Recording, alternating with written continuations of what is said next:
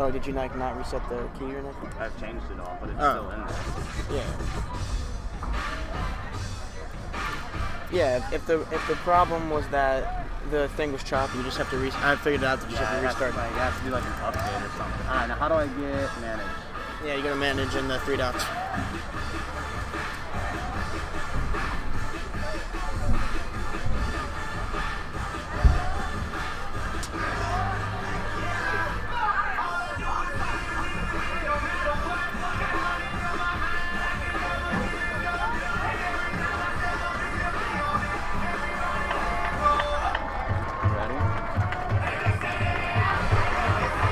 That's unfortunate.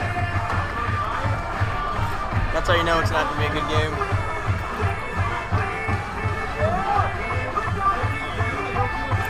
The tunnel popped while they were still in it. Alright, you ready?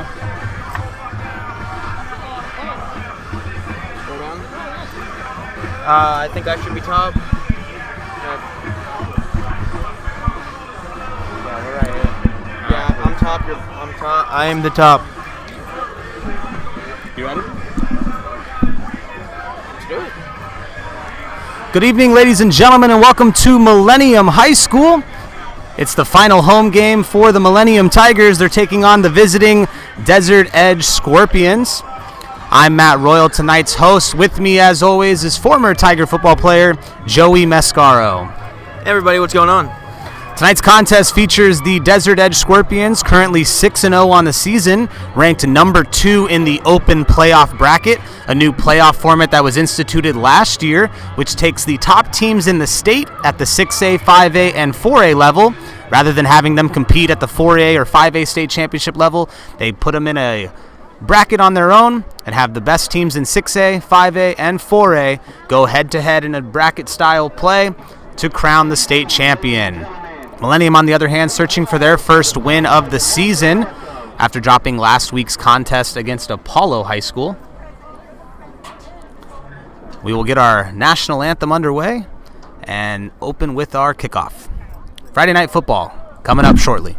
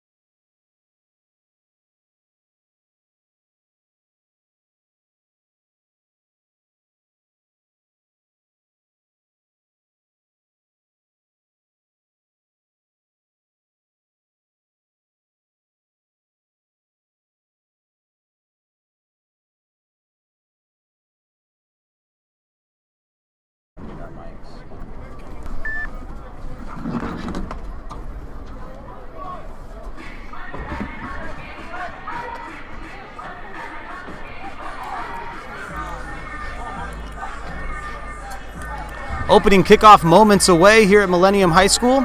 The Tigers will be kicking off to Desert Edge to open up this contest. Millennium rocking the gray and purple uniforms, moving left to right to start off. Desert Edge in there, white and black, receiving, moving right to left. We could have a little bit of a shootout on our hands. Desert Edge on offense has a handful of capable weapons, led by Adrian Lara, the junior quarterback, committed to Washington State. Opening kickoff sails out of the end zone. Desert Edge will get the ball starting at their own 20. Joey, what can we expect to see from the Desert Edge Scorpions tonight? Desert Edge has a high-powered offense. You know, you can't be 6-0, second in the open bracket if your offense isn't that good. led by the sophomore quarterback, or the junior quarterback, who was committed to Washington State. For those of you who follow college football, Washington State is a big-time school in the Pac-12 conference. So we have a big-time quarterback on our hands, and we should get to watch a show from him tonight. While Millennium's defense is the strong point of their team, so I like to see how Millennium's defense plays against such a highly touted prospect. Sticking with the offensive side, we expect Desert Edge to look at Andrew Patterson consistently tonight, the Montana State wide receiver. That's actually him right out of the gate catching that pass as he works up the far sideline for a gain of close to 16 yards and an early first down for the Scorpions. Little out routes start the play for the quarterback, get him into some rhythm, some easy pitch and catch throws for the quarterback. It doesn't matter what level you play. If you're a true freshman playing high school, if you're committed to a college, or if you're in the pros, you got to get in rhythm some way. Little handoff there on first down, met just shy of the line of scrimmage. Maybe a loss on the play. On the carry was number 23, Jarrell McIntosh, the junior, standing at 6'1", 220 pounds. Running into that stout Millennium defensive front. Right out of the gate, we're seeing Desert Edge work with some tempo. Lara in shotgun. He's got 3 wide receivers to work with here. Looks near side. That's Patterson again as he goes up the near sideline. Nice tackle there. That's number 82 for the Tigers on the play. Dominic Fuentes, the senior for the Tigers. That's a great open field tackle there by Fuentes. The Montana State commit, colleges think he's good enough to go to the next level. But it doesn't matter who you are. You can still get tackled on any play. Proven there by Fuentes. As Laura's in the shotgun, he'll send his receiver in motion, and he'll give it to him on the end around. Tries to find the outside. He gets about a yard or 2 on third down. It'll bring up 4th and long for Desert Edge. Good opening stop there for the Tigers defense. Patterson getting involved early for the Desert Edge offense, the Montana State receiver commit. Let's see what Desert Edge decides to do here. They've got 4th down, about 4 yards. Lara staying on the field. And why not? When you've got a high-powered offense like this, press the issue early. Millennium could use a big stop and gain some momentum early in this one. If you're Millennium here, you have to watch the ball. The hard count is in play here. You got to protect the sticks as well. Lara in shotgun, looks downfield, pass to the outside, is caught. Let's see what the ref gives them here. It's right at the first down marker. Referee says they have the first down, so Desert Edge gambles on the 4th down in their own territory. Able to convert. Fresh set of downs for the Scorpions. And that was a good call by Desert Edge, running a curl route, right to the sticks, as Desert Edge is already back on the line of scrimmage, ready to call another play. Patterson in motion near side. Lara's got 3 receivers to work with. He's going to look that way. Airs it deep downfield. He's got a receiver. Off the hands. That was number 11, DeHaven Valentine, senior wide receiver for the Scorpions. And on defense, that was the senior, number 5, Jalen Hawkins, with the huge pass break up there. Playing as that deep safety, he had to cover a lot of ground to get over there in time to break up the pass. Hawkins eyed the ball in and had a huge break up there. Now it's 2nd and long. Laura has trips to his left, sends a receiver in motion. Drops back, and he's going to throw it to him. Catch and run for a first down. That was number 4, Fabian Lopez on the catch. So far we've seen Desert Edge stick to the air attack. Only 1 running play so far. But when you've got a Washington State quarterback at the helm, you're going to let him show off his arm. 3rd and about 3 here for Desert Edge. Tigers defense could use another stop. But again, if Desert Edge doesn't convert here, we expect them to go for it again on 4th down. Lara in shotgun, sends another man in motion. Handoff goes inside. A gain of about 1. That's number 71 on the tackle for the Tigers. But we do have some laundry on the field near where the tackle was. See what the refs decide to do on this one.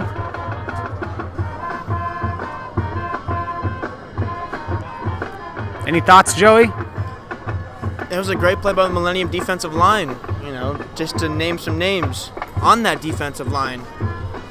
You have some big seniors playing, like Mika Fumatu. You have Spencer Reed playing a huge part of that D-line, and you also have senior Michael Stevens, who plays a lot on that defensive line as well. It's hard to run on this defensive line. As Desert Edge, that's their second run of the drive. Millennium's defense so far is looking pretty good. You know, forcing Desert Edge to get into third and fourth downs quite often.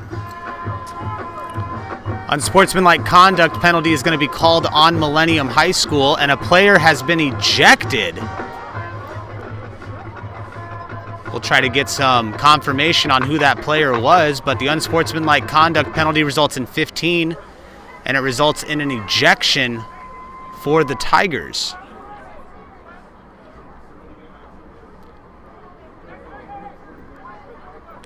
That might have been the true freshman Kenneth Worthy on the ejection as he ran off the field during the discussion of the refs.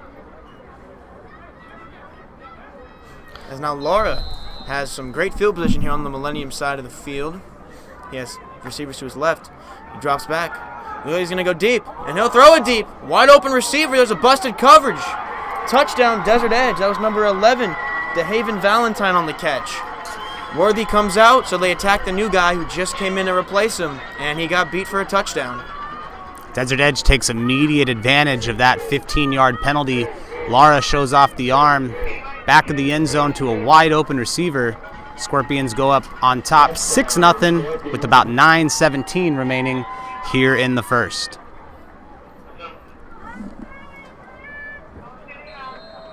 And yep, that was right, folks. That's number 2, Kenneth Worthy, the true freshman, getting ejected here today.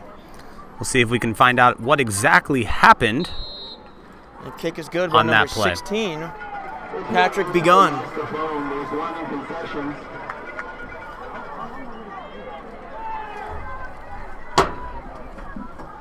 Now, the rules for ejections in high school are a little bit different, but if I'm not mistaken, Worthy might have to sit out the last game of the season, which is next week.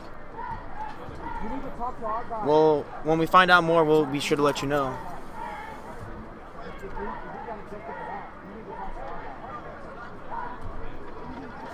Worthy showed some flashes this season. They like him a lot, and they played him. True freshman. As Millennium will go to receive the kick.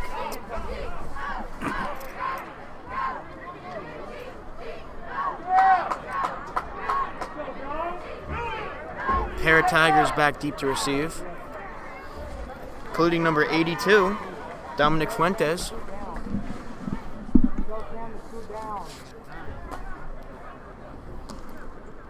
Desert Edge about to kick this ball away here for Millennium's first drive on offense. And Fuentes will return the kick. Looks like he's going to try and bring it left. Makes a man miss. He cuts back right. He finds a little lane. And he got pushed out of bounds at about the 26-yard line. That's where Millennium will take their first drive of the game. So we'll see the Tigers offense in action here for the first time.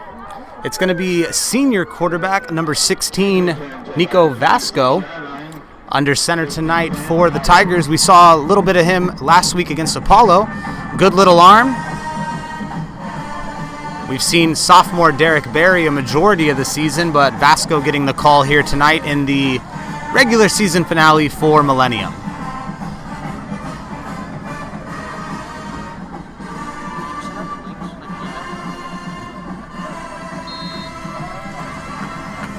We'll see what Vasco can do here on his first possession, as they'll start off empty.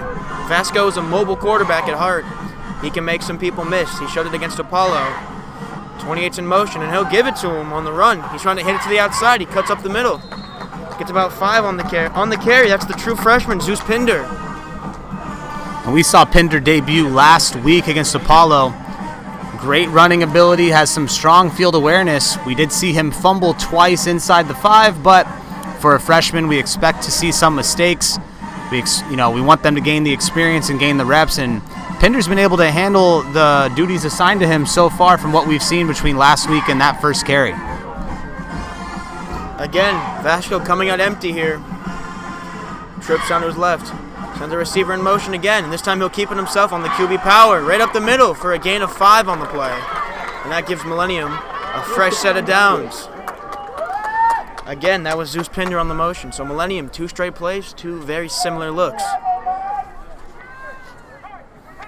The offensive prowess and game plan looks like to be a lot different with Vasco in at quarterback.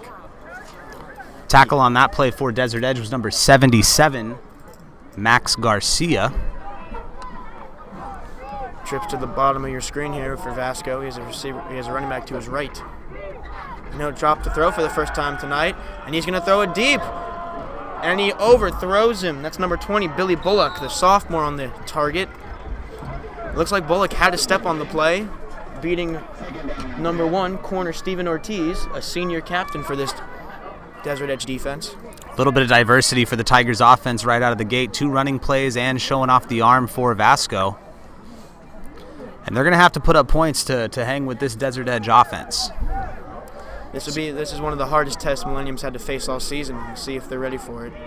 Vasco is then shotgun. Give it to his running back on the plays. He makes a little jump cut inside. He keeps fighting, and he's still not down, but he's not going to gain much on that play. On the carry, it looks like that was number...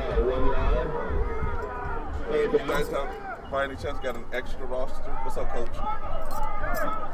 For who? For you guys or them? Huh? For them? For what team? For which team? Like a new roster, our roster. Oh, for Millennium. Vasco dropping back here, 3rd and long. Updated one if possible. Vasco throws it short to Bullock, and he catches it, and he gets down at about the 49-yard line. Looks like it'll be a yard short. We do have a flag on the play on the opposite side of the field. That's good, Jesus.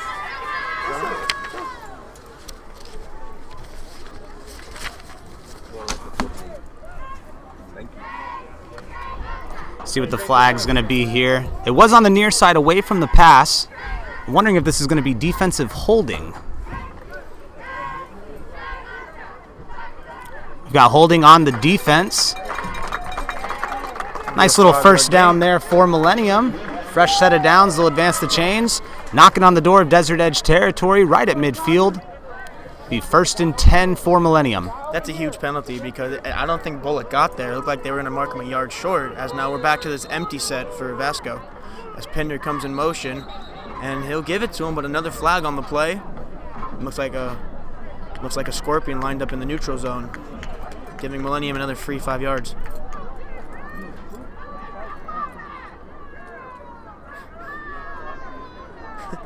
The Desert Edge crowd does not seem to like that call. So back-to-back penalties for the Scorpions, gifting the Tigers about 15 yards so far. Tigers now in Scorpion territory at the 45 with a 1st and 5. Let's see what Millennium does here with some options and only 5 yards to go to move the chains. Another empty set here for Vasco. See if someone comes in motion. Watch the blitz from the Scorpions, and it's going to come. Vasco rolls out. He's in trouble. And he looks like he gets back to the yard marker, so now it'll be 2nd and 5. Nice play there by Vasco. Had some pressure, able to not lose yardage on that. Keeps Millennium in 2nd down and 5 rather than a 2nd and long. Desert Edge came in a cover 0 blitz. Cover 0 means that the corners and safeties are man-to-man by themselves on islands. No help over top. That means the linebackers were free to pin their ears back and attack the quarterback. But Vasco did a great job avoiding the pressure. As it's 2nd and... Same look here for Scorpions. Vasco throws it quick to number 5. Excuse me, that was number 3, Elijah Lewis on the target. Number 21 for Desert Edge on the pass breakup there. Millennium fans asking for a flag but aren't going to get it. Real bang-bang play there by the defender. The ref electing to just let them play it out. 21 for Desert Edge is Vinny Mansfield, sophomore wide receiver and safety for the Scorpions. Vasco, 3rd and about 5, going 5 wide again. Sends Pinder in motion. He's not going to give it to him, but he throws a backside screen. But it was read by the Desert Edge defense. That was number 52, Ja'Cory Stokes, the senior defensive tackle, with the awareness to watch the backside screen play. As now Millennium will send out their punting unit. The punter tonight. Millennium likes to rotate their kickers and punters, but it looks like this will be Davis Ruppel, the junior.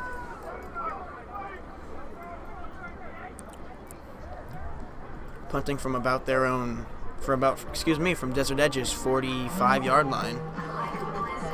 Millennium had a good drive going there, but it just, stalled out. With only 5 yards to go, let's see if Early wants to maybe fake this one, but I don't think so. It wouldn't be that smart. And Rubel has the kick. He has a lot of time, and he'll get it off. It's a clean punt, and it takes a Millennium bounce, and it's still going. The Desert Edge defender picks it up, makes 1, 2, 3. He couldn't make him miss. The Desert Edge defender ran all the way back to his end zone. He got lucky that wasn't called a safety. But now Millennium's defense. A huge opportunity here as Desert Edge is backed up to their own 1-yard line. On the tackle for Millennium was number 24, Michael James, the junior running back. That's a big momentum shift right there. We were about a yard away from a safety. Michael James able to make the tackle. Desert Edge will have 99 yards to go before they score a touchdown. Let's see if this defense can come up with a play, maybe even force a turnover, get some momentum back on their side. The strength of this Millennium defense is their front seven. Desert Edge has already proven that they're aware how strong this unit is, and they've already decided that running the ball up the middle is not a smart game plan against this Millennium defense. With 1 yard to their own end zone, let's see how cautious the Desert Edge will play it. And it's a quick throw to the slot receiver. Makes a man miss, makes two miss, and he fights for about a gain of 9 on the play. Good play call there from the Scorpions, able to get out of their own end zone, give Lara some breathing room, let his offense go to work here. A gain of about 9 on that one. And just like that, Lara's already rallying his troops to the line of scrimmage. And now they'll give it to the back, who has a zone inside, but there's a flag on the far side of the play. As 23, Gerald McIntosh on the carry. Had a first down, but we'll see if it's coming back. It's going to be a sideline warning against Desert Edge. But it looks like Desert Edge gets to keep their first down yardage. And it's just a warning, so nothing happens on the first attempt. I believe when it happens again, though, it is a 15-yard penalty. But Desert Edge, 2 plays, and they're out of their own end zone. Now working with 1st and 10. Laura in the shotgun. McIntosh behind him. 2 receivers to his left. And he'll give it to McIntosh, trying to find a lane, but he is met quickly in the backfield by the Tigers. This Millennium defensive front becoming a force to be reckoned with so far in this game. Several Tigers in on the play. Saw number 71 get out from the bottom of that pile. 71 is big. Michael Stevens, the senior, 6'3", 243 pounds. That's a large human being to move. As Laura throws the quick out to number 5. Patterson, but he's wrapped up quickly by Fuentes on the play. Millennium's defense is doing a great job in their man-to-man coverage right now. Desert Edge has weapons on the offensive side, and outside of that big play after the 15-yard penalty, Millennium has done a great job keeping these receivers in front of them. Again, Laura, quick to the line of scrimmage. He has trips to the right. Watch the receiver in motion here. It looks like he's letting them know the play. Any new emails, remember? Laura drops back. He throws it deep. A wide open. 2 Desert Edge Scorpions are wide open on the play. And they are gone. Goodbye. That is number 5, Patterson on the play. That's why he's committed to Montana State. A breakdown by this Millennium coverage unit. So the loss of Worthy being a huge impact for this Millennium defense. Well, it looks like I gave him the kiss of death, Joey, because gave him the broadcaster's curse. Just complimented how well the corners have kept the receivers in front of them. Sure enough, the next play, 80-yard touchdown pass. You got to wonder now, Desert Edge loves targeting that corner opposite of Fuentes, who's held up pretty well. Worthy, normally in that spot, got ejected if you're new to the broadcast. We're still trying to find out what that entails for him, as the kick is up, and it's good again for Desert Edge. Patrick Begon on the kick, making it a 14-0 lead for Desert Edge. But if you're Millennium, you got to be kind of happy where you are at this point, huh, Royal? 2 big plays by the Scorpion defense, and besides that, they've been held pretty much in check. And the first drive by Millennium moved the ball pretty well. Well, the defense has done a fantastic job. We've seen them eliminate the running game. So if Desert Edge is going to score their points through the air, it's going to be on the Tigers' defense to make adjustments as they go. But again, we know that Desert Edge has a high-powered offense. We know that Lara can throw it, and we're seeing that here tonight. The two deep returners here for Millennium is number 6, Shahad Wilson, and number 82, Dominic Fuentes. Last time, Bagon kicked it to Fuentes. We'll see if he decides to kick it to the sophomore instead. As the Desert Edge kickoff is overloading that right side, so we'll see if this kick does go right. And it goes back to that left corner. Fuentes cleans it, fields it cleanly, and he'll try to bounce to the left side. Makes one Scorpion miss, cuts back, and gets about a gain of 6 from where he caught it on the tackle. That was number 8, Mikey Ortiz, the senior receiver on the play. This Millennium comes out for their second drive of the game, led out by Vasco. Millennium will start with field position here at about the 20-yard line.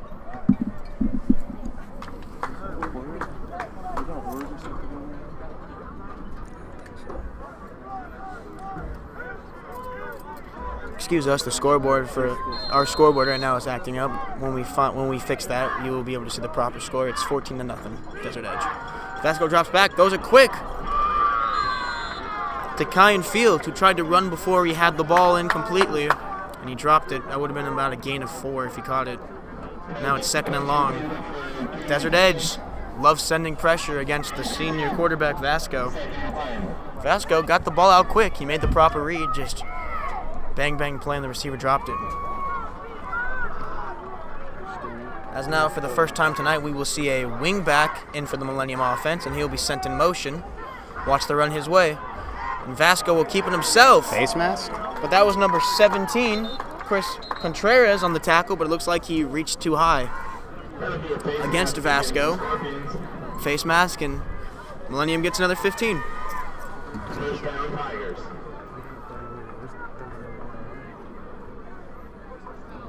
And it looks like Contreras will run off the field now. Made a nice play on Vasco, just wrapped him up too high, giving Millennium huge yardage on the play. It's a 15-yard penalty. This Millennium offensive line is holding up pretty well. They have a few key name seniors, like Mika Fumatahu, Vasco throws it quick again. He gets batted at the line of scrimmage, but that'll fall incomplete. This Millennium offensive line has their hands full today with this Desert Edge defense. That ball was batted at the line of scrimmage. It looks like a handful of Scorpions were in there, including number 99, R.J. Roberts, who had the pass deflection, as well as 52, Ja'Cory Stokes. Vasco has 5 wide receivers again.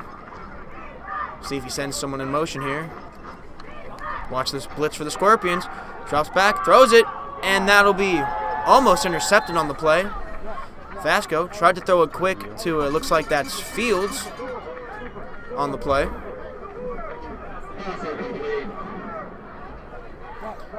The cornerback for Desert Edge almost caught it.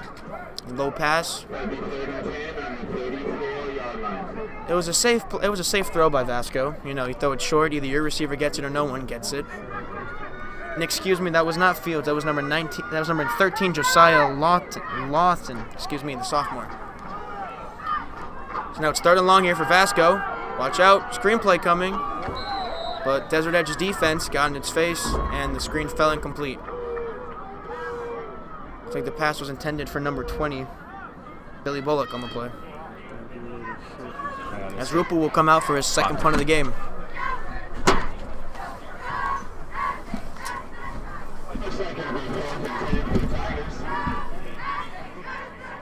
It looks like on the return is number 8, Mikey Ortiz for Desert Edge. Ortiz on his last return ran backwards, way back. As now Ruppel, great blocking up front, has all day to kick it, and that punt is over the head. And a huge Millennium roll there, and it's still going, and it's going to get stopped at about the Desert Edge 24. 2 nice punts by Rubel here. So now the defense will come out, play some defense. Millennium's defense so far today has been pretty good. The running game has been non-existent. The short throws and the sticky man coverage that Millennium's been calling has been working so far. It's when they drop into zone coverage, though, there's been huge holes on the back end of the defense. One pass going for 70 yards, and the next pass going for 80. We'll see if Millennium can figure out what's going on here on the backside, if that miscommunication by the corner and safety on that far side of the field. As Laura has 2 receivers to his left, motions McIntosh to his left, and he'll get it going to his right. McIntosh has a lane, tries to cut up the field, and gets about a gain of 3 on the play. Millennium's defense. And there's a late flag thrown on the play by the back judge. We'll see what they're going to call here. If this stands, it's a 3-yard gain for McIntosh.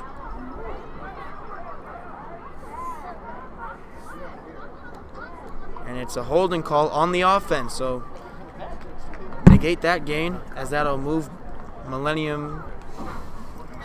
move Desert Edge back about 10 yards on the holding call, making it 1st and about 20. Yeah, I'll do everything else.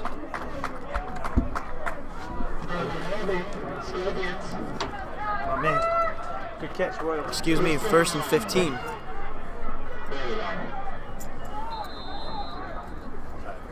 Laura drops back. Looks like he's going to throw it. Pressure in his face. Rolls out to his right. Stays rolling out. And he throws it down the field. It's a catch by number 3, Richard Kulik. And that was a great play by Laura. Had pressure in his face. Stayed calm and composed in the pocket. Rolled out to his right and found a wide open man instead of throwing the ball instead of trying to take off with it himself. After that 1st and 15, it's now 2nd and about 6. It's about a little under 3 minutes here in the first quarter. Desert Edge is winning 14-0. We'll get our scoreboard updated here in a second. As Laura hands it off to McIntosh, and he'll try and find a lane inside, and he'll get stopped for about a gain of 1 or 2 if they're feeling generous, making it about 3rd and about 3 on the play. McIntosh has not really been able to find anything going on the ground here. It's been all Laura, and that's showing off his big arm.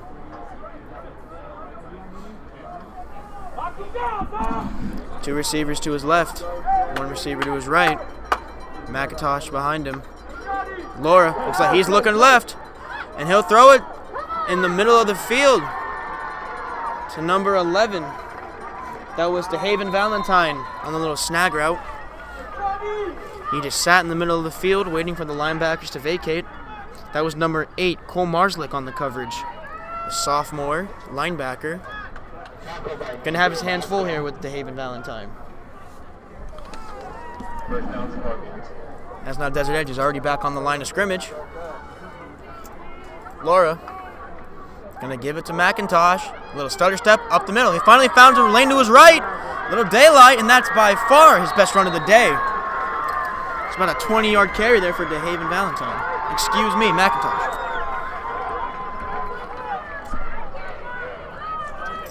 On the tackle, that was number 9, Kean Fields. Desert Edge with a nice drive right here. They started at their own 1, able to wiggle out. Now they're knocking on the red zone inside Millennium territory. Lara, another handoff.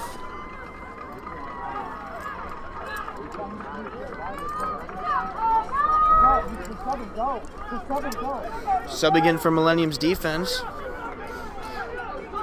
Number 60, Jacob Cortona. As Laura looks to his left, pump fakes, surveys, rolls out to his right, no one's open, and he'll find a wide open number 11, DeHaven Valentine again. Well, one thing we've noticed tonight is Lara does have time in his backfield to make decisions. He can scan his options, go from his first to his second to his third option on the passing game. Millennium's got to find a way to get past that offensive line and get some hands in his face. While the defensive line's doing a great job in the run game, the pass game, you wish to see a little more pass rush from him. As McIntosh hits the outside on the left, runs for about a gain of five on the play. McIntosh finally trying to get things going on this drive.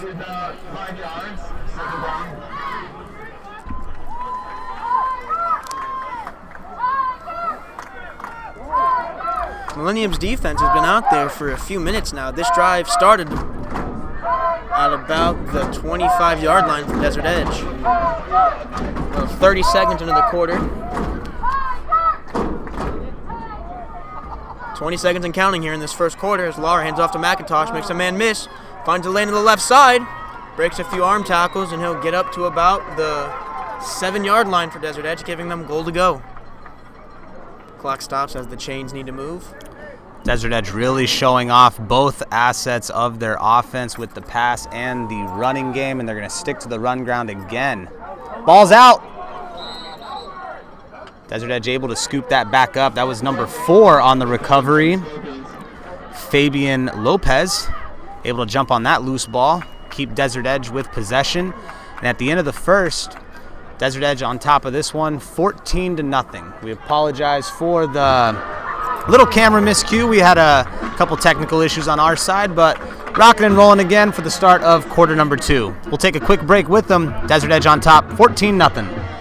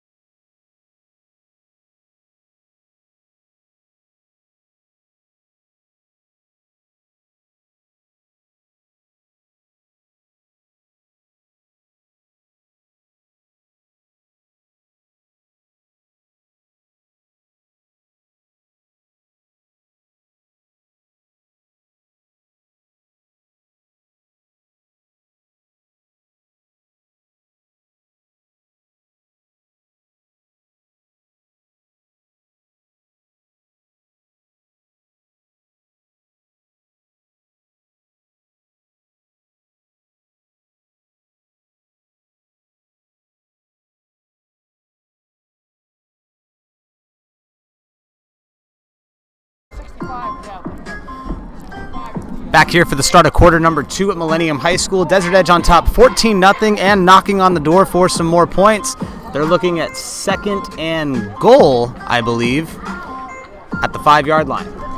Fabian Lopez in motion, and Laura will try and throw it. And that's another touchdown. Number 3, Richard Kulik on the catch.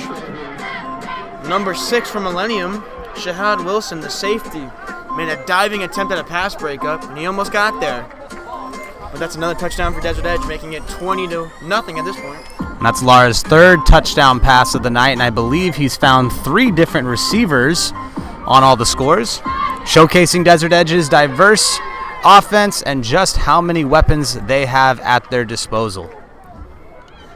Bagan ready to kick. Watch out! Pair of Tigers there for the block. But Bagan's kick somehow finds a way through, making it 21-0 for Desert Edge. If you're Millennium's offense now, you got to find a way to move the ball here. We saw a few good things on the first drive. And in the first quarter in general, Millennium was able to move the ball fairly well at times. But then Desert Edge decided to start blitzing 5 and 6 and 7 people every play. And Vasco just doesn't have enough time to make proper reads anymore. Desert Edge does have a little bit of a of fire coming into this one. If I remember correctly, Joey, last year Millennium knocked off Desert Edge at their place on their homecoming night. So you know this game was circled on their calendar going into this season.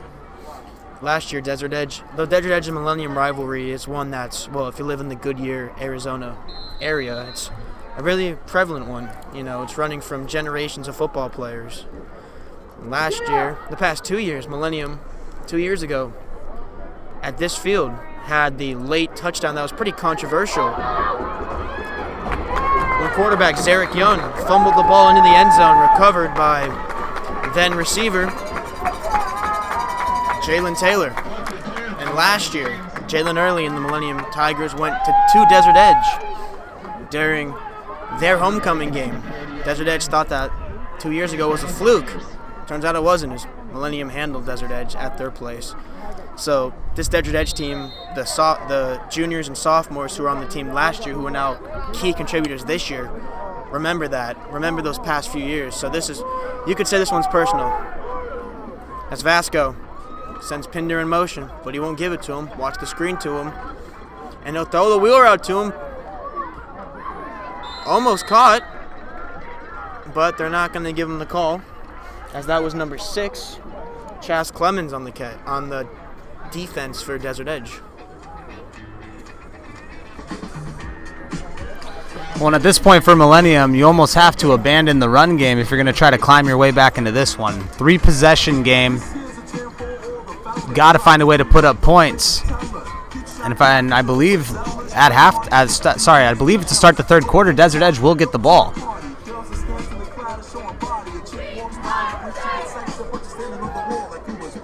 I'm going to correct you there, Royal. Desert Edge does not get the ball to start the half, as that run is wrapped up in the backfield for Millennium.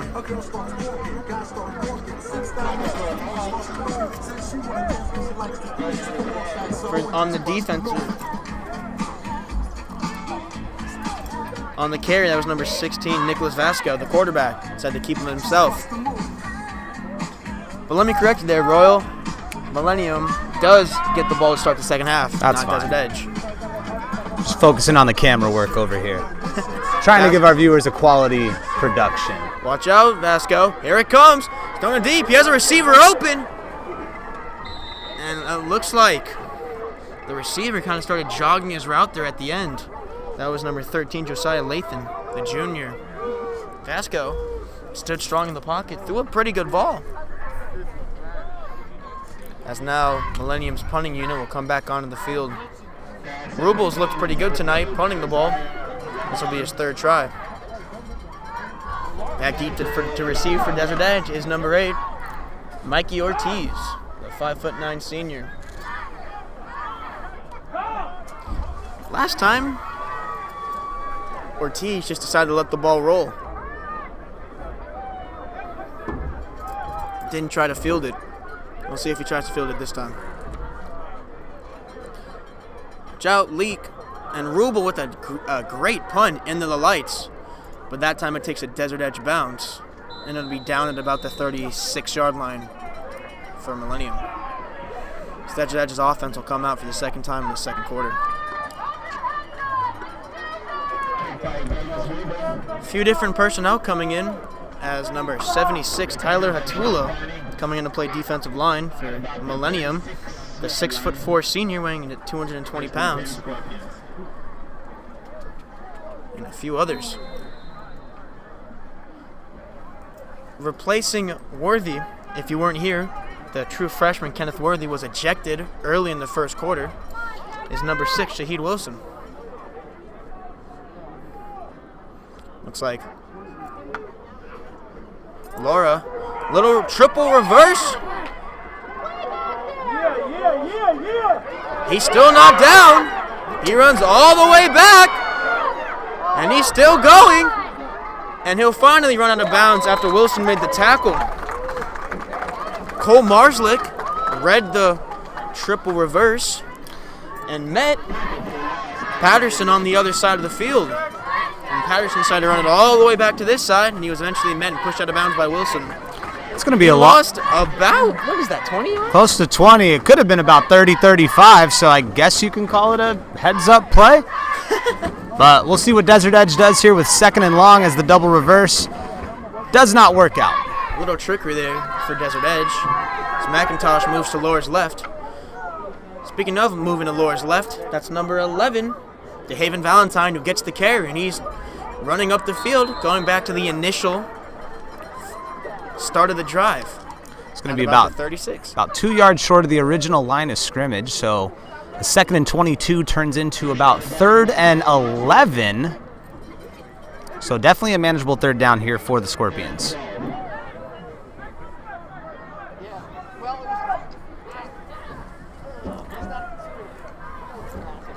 There was a lot of ways that this drive could have ended, especially being down in 2nd and 30 plus. So the fact that they're only at 2nd and 12 is a blessing in disguise. As Laura throws it short as a wide open man, that's Valentine again. He's still going, makes a few men miss, and that's a 1st down for Desert Edge. He got down at about the 49-yard line of midfield. Tackle for the Tigers there was number 82. Dominic Fuentes.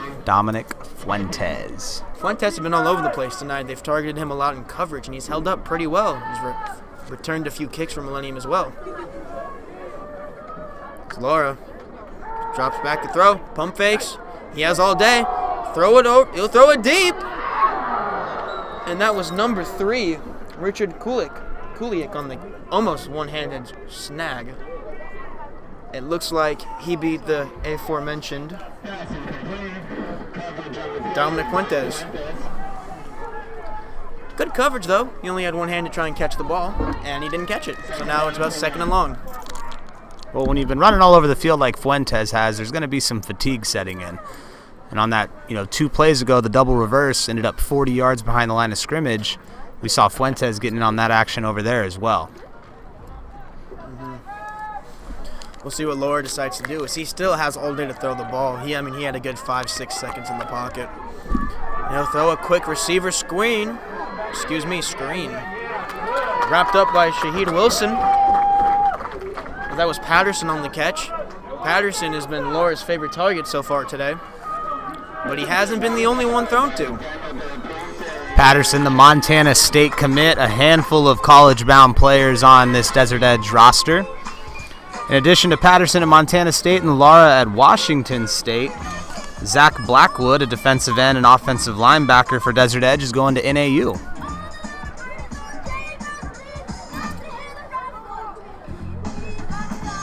Laura with McIntosh behind him. Drops back to throw. He has all day. Rolling out to his left. Little jump throw there. Caught by number 4, Fabian Lopez.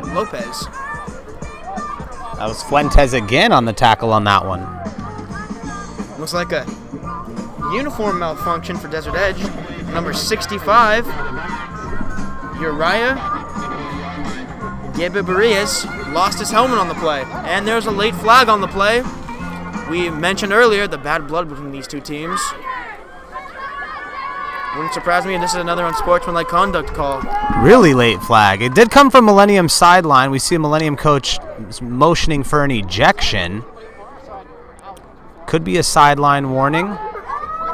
Coach Early slowly makes his way onto the field as all the referees get together here.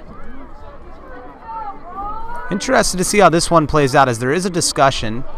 I didn't see anything major after the play. But I can say I can clarify with personal experience on this one. It gets a little chippy in the huddle, and when you're, X amount of yards away from your opponents, some things are said that people just can't hear, but sometimes the refs pick up a few words. You don't have to hear much, but sometimes just hearing a word or two is enough to warrant a penalty. Like you said, Joey, at the end of a couple of these plays, we've heard expressions and celebrations from both sides on big hits and tackles. So maybe we do have a situation where some words were said at the end of a play. Let's get our call right here from our head official. There's a flag on both ends of the field now. Both sideline judges picking up their laundry. We're going to have an unsportsmanlike conduct penalty against Desert Edge. No ejection, but it is going to back them up 15 yards. Tiger fans are throwing their hands up. They must have heard it. Must have, because there wasn't anything that stood out as far as, a late hit or just a little excessive force on for anybody really. So just maybe the ref heard something in passing. He must have said something naughty. Something very, very naughty. So Laura now has trips to his right, including a wing back. Watch the run by McIntosh going that way. Number 71 for Millennium, Michael Stevens, had a hand on the back of the jersey. Well, I think it's reached a point now. We've had 2 unsportsmanlike conduct penalties, one against both sides. Millennium had a player ejected. Desert Edge did not. But I think it's now reached a point where any unsportsmanlike conduct penalty or any possible unsportsmanlike conduct penalty will be called. Refs don't want this thing to get out of hand. They don't want to lose control of the game. And like we've said, Joey, there is some bad blood between these two teams, and it is going to get chippy. McIntosh breaks a few tackles. And excuse me, I would like to clarify. Number 71 is not Michael Stevens. Our rosters are out of date. Number 71 is Jacob Flores. Excuse me. Thank you to those in the chat for correcting us. We are terribly sorry. Our rosters are incomplete, unfortunately. But Michael Stevens wears 70. He's currently not on the field at this moment. But number 71, Jacob Flores, is. So, once again, we apologize for that. As Laura trips to the short side of the field with McIntosh behind him. Watch something going to the left. Going on the left, it's a little out route. Dropped by number 5, Andrew Patterson. It's the first major drop we've seen tonight from the Desert Edge offense. And he knows it too. He reacted immediately, a little hand clap. That's not a ball he's going to drop very often. But it looks like Desert Edge is not taking their offense off the field.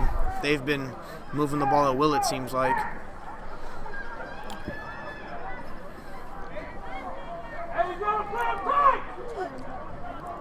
The speed out, run by a receiver and the run by the receiver. It is the hardest play to stop in all of football if timed up to perfection, because you never know when the break of the route is coming. Flag on the play, and again another speed out, that time from the slot receiver, but the play was called dead. Maybe they'll get some movement by the Desert Edge offense, and they will. Someone on the Desert Edge offense moved prematurely. Bring them back 5. Let's see if this changes Desert Edge's decision here. It was 4th and about 2. With the 5-yard penalty, it's now 4th and 8. And this is actually about the spot on the field in the first quarter where we saw Desert Edge go for it. It was on the other side, but they were very close to midfield, still in their own territory. And it looks like they're still going to stay on the field. Desert Edge may actually not have a punter. That could be the issue. They may not have a punter. There is no punter on Desert Edge's so they roster. just choose to go for it on 4th down. 4th and 8 here for the Scorpions. Patterson in motion. Watch the out his way. There it is. Pressure, making Laurel out to his right, and he'll throw it on the sideline, and it looks like he got his feet down. That was number 4, Fabian Lopez on the toe drag swag catch. Actually, that was number 11, DeHaven Valentine on the catch. Oh, excuse me. I'll correct you on that one, Joey. Number 4, Fabian Lopez did a little celebration after, so.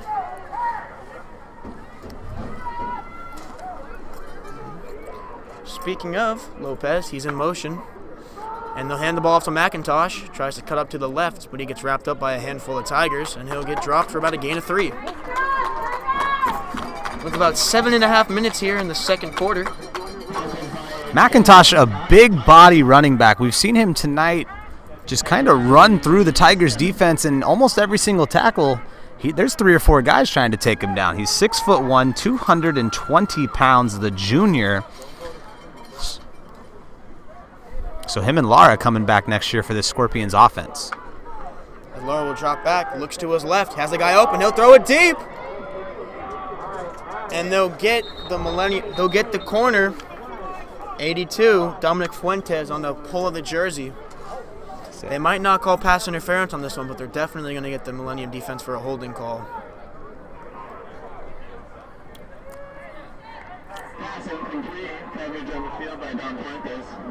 Going back to what you said earlier, though, Royal, I'll try and spin it this way. Yeah, there's 3 guys trying to tackle him every play, but that just shows Millennium's defense is well coached, rallying to the ball and the ball carrier. It's a lot harder to break 3 tackles. And I was wrong. They didn't rule it a pass interference call. And I think that's called gang tackling, I believe is the term. That is the term. That's the old Tampa 2 defense right there.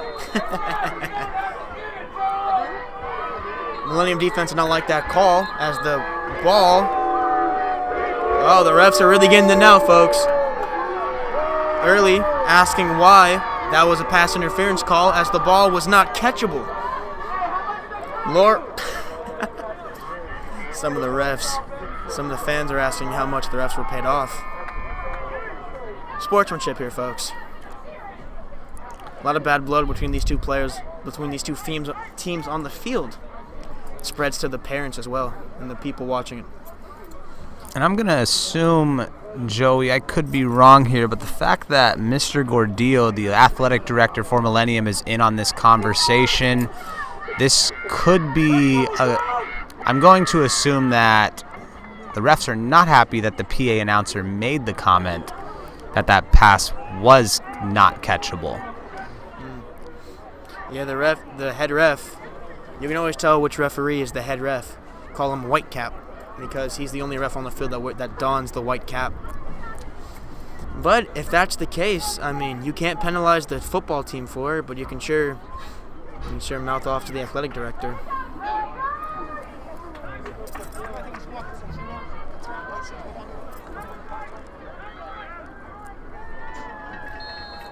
Enough of the politics aside, let's get back to football, as Laura will have 4 receivers to his right. Excuse me, that is not Laura. That is number 3. Joey, is that a flag on the field? Is that a flag on the field at the 35? No, that's just a speck of something. It's bright, whatever it is. Have a quad look on the bottom here. Wildcat look. Did not expect a... Wow. It's going to be a false start. They went too soon.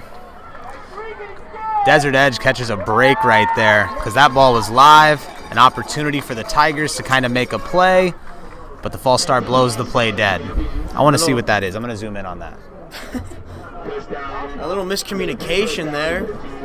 Looks like Desert Edge trying something fancy here, and the offensive line and the receiver and a quarterback are not on the same page. That is tape, Joey. That is tape as well as on the field. Tape is having a little gleam to it.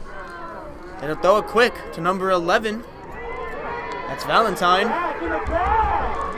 And he'll get about 4.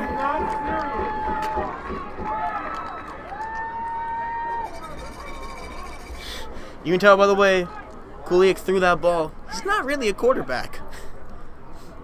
Little interesting call there. Lined up 4 receivers on the bottom of the screen. Quad set. Looks like it's the same look. Trying to empty, trying to lessen the bench. Excuse me, not the bench. Trying to lessen the men in the box for Millennium's defense. Millennium's not playing that cat and mouse game with them. Looks like a timeout has been called. An official referee timeout. Oh, it's the scoreboard. Scoreboard kind of glitched out. But back to it. If you're Millennium here, you got to watch out. As he'll keeping himself. Makes a few men miss. And he turns the corner and he gets pushed out at about the 1. No, he gets pushed out at about the 5 or the 6. As I mentioned earlier, when you have a quads look like that at the bottom of the screen, your hope is on offense that you pull out men from the box, making a lighter box, which would be easier to run the ball. Millennium's a very balanced defense, coached by one Michael Loprich. That was Richard Kulik on the carry there. Loprich's philosophy on defense is, balance, aggression, play like your hair's on fire. There's about 4 flags called for the amount of holding penalties that are on that play. Seems every receiver that was blocking for the screen man held illegally. This will be coming back. Make it 1st and goal from about the 14-yard line? Excuse me, from about the 10.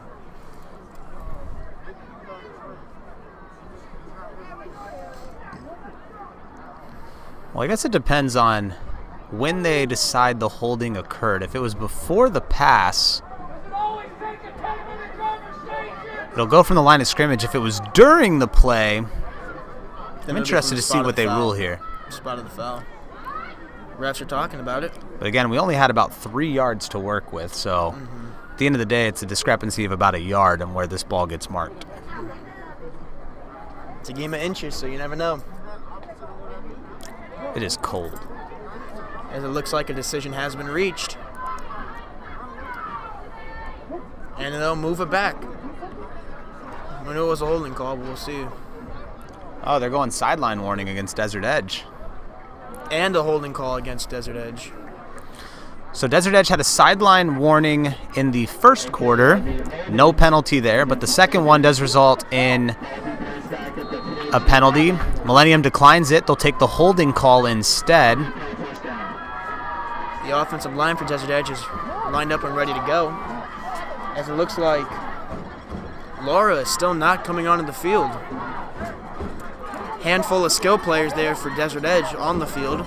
Laura's and back I stand in. corrected. Laura's coming back out. That play clock's got to be running a little bit low, as we have taken a while to get to the line of scrimmage. The play call hasn't started yet because it starts on the referee's signal. And Laura rolling out to his left. Throws it to the back of the end zone, a little prayer, and that sails out of bounds. Multiple flags on the play. One by the line judge on the Millennium side, and one right in the middle of it. Both at the line of scrimmage. So it looks like we have some linemen participating in some extracurricular activities here. A little conversation going in. That's going to be another personal foul call for unsportsmanlike conduct. The question is, who are they going to get for it? They don't get. It's a little tricky because when you're in the field of play like that and you're playing the game, the refs hardly hear the first man. The referees always seem to catch the guy who retaliates. So when you're playing, you have to keep a level-headed head, because 9 times out of 10 they will not get. And they'll call it against Desert Edge most of the times. Offsetting penalties, so they will redo the down. And they'll do a timeout for Desert Edge. Timeout was taken, and we will take one with them.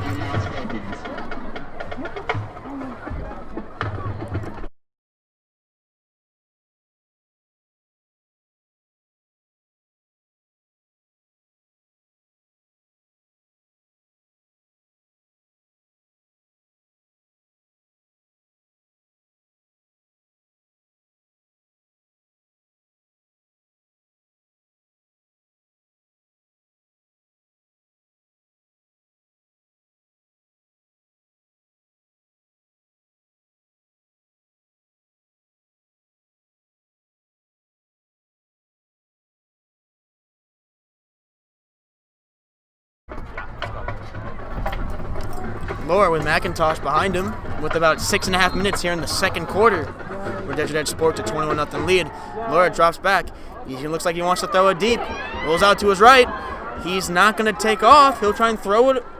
He gives his receiver a chance on the play, but it will fall incomplete, as that was number 3, Richard Kuliak, on the almost catch. The closest Millennium defenders in the vicinity. Looks like that's number 10, Friend Daniels, the senior, and number 6, Shaheed Wilson. That time Millennium's defensive line got some pressure in his face, but Laura showing that he can escape when he needs to. And Laura sitting in the pocket mostly, hasn't really rolled out to the left or right too much, and when he does, it's just to buy himself some more time. Laura's dropping back. He's not even moving anymore. And he'll throw it to the back of the end zone. Huge pass breakup by number 10, Friend Daniels on the play. He's saying, hey, linebackers can cover too.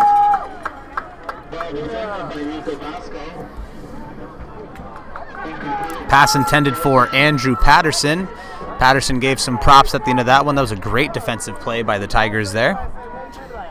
And it'll be 4th down and goal from about the 14-yard line, and it looks like we're going to see a field goal attempt here. The holder, number 3, Richard Kuliak, and the kicker, number 16, Patrick Begon. About a 31-yard field goal here. And he said, "Be gone, ball," as that does not get in. He's been pretty good from extra points tonight, but he was short on the 31-yard attempt. That one looked like a little bit of a miss hit. I don't even think the defense was set when that ball was snapped, actually, so maybe they just kind of rushed the whole process there. To quote one of the funniest movies of all time, laces out. Got 6:10 remaining here in the second. Millennium catches a huge break, as it would have been a 3-score game no matter what, but 21-0 looks a lot better than 24-0. 3 backs in the backfield, and it's a pitch to the true freshman Zeus, and he's fighting hard. Makes about 4 guys miss for about a gain of 6. That's kind of what we've seen from Pinder between last week and this week, and when it looks like the play's over, he finds a way to muscle himself for another 2 to 3 yards, and for a freshman, can't ask for much more. He's got a bright future ahead of him for the next 4 years, and I'm sure the Tigers will build that offense around him in the near future. That's the first time tonight we've seen Millennium bring out 3, fullback, tight end, wing-esque players, as they'll do it again. As Millennium will sport the wishbone, and they'll give it to Pinder, who cuts to his right, makes another man miss. Ooh, and that's a little bit of a late block there, but the refs are going to let him play.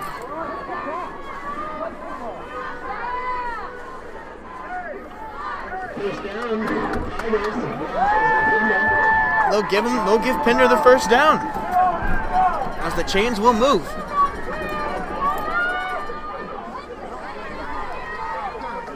Two receivers to his left, 2 receivers to his right. Vasco hands it off to Pinder.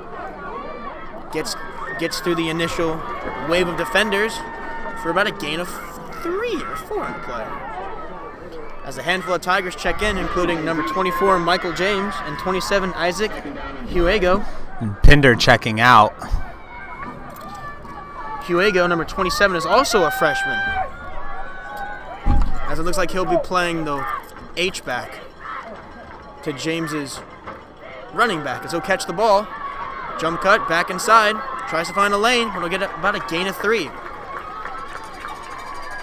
Tigers offense moving slowly but surely here, as the clock ticks to about 4:20 remaining here in the second. If the Tigers could find a touchdown here, control the clock. Like you said, Joey, they'll receive the second half kickoff. They can find themselves back in this game 1 possession into the third. Well, we'll see what Vasco does here. As he drops back and he'll decide to keep it himself. He finds a nice little lane, runs over a defender for a Tigers first down. On the tackle there for Desert Edge was number 34, Arturo Ramirez, senior middle linebacker. That wasn't much of a tackle.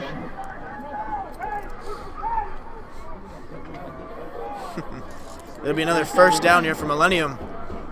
2 receivers to his left, 2 receivers to his right. Michael James, the junior, next to Vasco. And this time he'll give it. Counter play. James tries to bounce it to the outside. A pickup and a suplex by the Desert Edge defense. Thought the rule in high school football was that you can't lift the ball carrier off of his feet and drop him like we're in WWE. But the refs are letting them play for the next 3.5 minutes. And Arturo Ramirez in on that tackle as well. Second and about 9 here for Vasco. He drops back, looks to throw. Now throw it quick. Low and out of the reach of number 13, Josiah Lathan, this junior.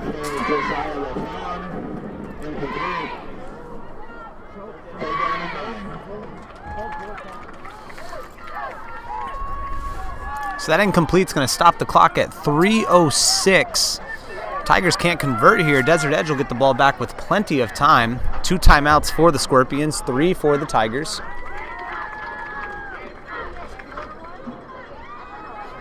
Vasco hands it off to Pinder, and he will get stopped for about I don't know if you could give that one a gain.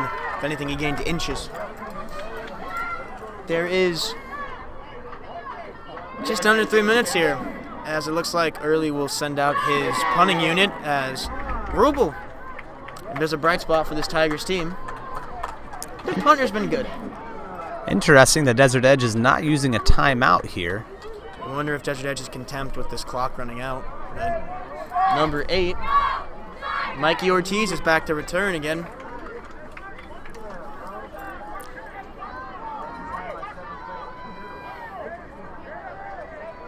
It's a little bit of a different punting formation as they've... Well, that's an interesting formation there. As Rubel's punt will go out of bounds at about the 38-yard line. Millennium's punting unit on the play. It's a little interesting because instead of coming out in max protection to give their punter the most amount of time possible, came out 3 wide receivers. And the way Rubel didn't punt the ball right away, it looks like he was maybe thinking about throwing the ball. Yeah, I kind of saw the same thing too, Joey. A little, not so much hesitancy, but just let's see what opens up, let's see what develops, and in the end, punt it away to play it safe. But 2:10 remaining here before half. Desert Edge, great starting field position on the 35, and like we said, they do have two timeouts left. See what Desert Edge chooses to do here offensively. They showcased a lot of the running game on their last drive. We'll see what Lara wants to do here with 4 receivers to his left. He has trips and he has a tight end, as the Desert Edge coaching staff is telling Kuliak to motion over to the other side. And they'll hand it off. They'll give it to McIntosh, who doesn't get anything. A few Millennium Tigers in the backfield, including number 71, Jacob Flores. Looks like McIntosh actually lost a yard on that carry. Flores has been in the backfield all night. Desert Edge moving slowly here. Lara sprint out to his left, sets up, throws it to a wide open receiver. That's his man, number 5, Andrew Patterson, the Montana State commit. Michael Fuentes on the tackle there. Do we have a flag on the play? That pass was completed right in the hole of the cover 2. The cornerback was too far up the field to get it, and the safety was too far back. I think the refs are talking again, so... And they stopped the clock, too. I know the clock stops at the first down as it is, and I believe... I don't see a flag. Do you see a flag? No, I don't. I know Patterson was out of bounds. This could be something having to do with the Desert Edge sideline. This would be their 3rd warning if it is against Desert Edge's sideline. But again, there is no flag. So, maybe just the spot of the ball? They're talking about something, and now all 4 judges will converse in the middle as the white hat decides that there's an illegal man downfield for the Desert Edge offense, and it'll be 2nd down still. Illegal man downfield. Your offensive linemen, when they're pass blocking, they cannot cross the line of scrimmage. The refs caught him for that one. That'll be 2nd about 15 as Laura drops back. Those are quick. Kuliak tries to go inside, but he'll just take it outside and run out of bounds for about a gain of 6. 1:35 now left. Going back to the initial line of scrimmage. Maybe you got a few yards ahead of it. Dead Jets here, you got to wonder with a minute and a half left. I mean, there's enough time to score. And if you're just joining us, Laura has had 2 passing touchdowns of over 50 yards. We'll see if he wants his 3rd, but he'll throw it to a wide open Richard Kuliak. Played good earlier in the game, but, now they're targeting Dominic Fuentes. who's just letting everything underneath him. 6 yards here and there. Gonna give Desert Edge a first down. And Fuentes has been all over the field tonight. It seems at the end of every play, his number pops up out of a pile. You have stacked receivers. Patterson goes in motion. Laura drops back, looks his way, and he'll throw it out of bounds. Are they gonna rule that a catch? It's out of bounds. No, they will not. Targeting Richard Kulik again. I said it once and I'll say it again. An out route, a perfectly timed out route, the hardest play to guard in football. And Kulik had to leave his feet, so the timing was a little bit off. But that's a very tough catch right there. The fact that he was able to haul it in, however, unable to get a foot down, shows the athletic ability of this Desert Edge offense. Looks like Millennium makes a substitution at corner as they pulled Dominic Fuentes. And it looks like that's the senior Elijah Lewis out there playing corner. Laura finally going to take off with it himself. Picks up enough for the first down and runs out of bounds. About a minute 15 here. Lara able to dodge some pressure in the backfield, rolls out. Little Russell Wilson-esque. Show the ball at the end of the play, pick up that extra yard. Clock stops as the chains need to be moved.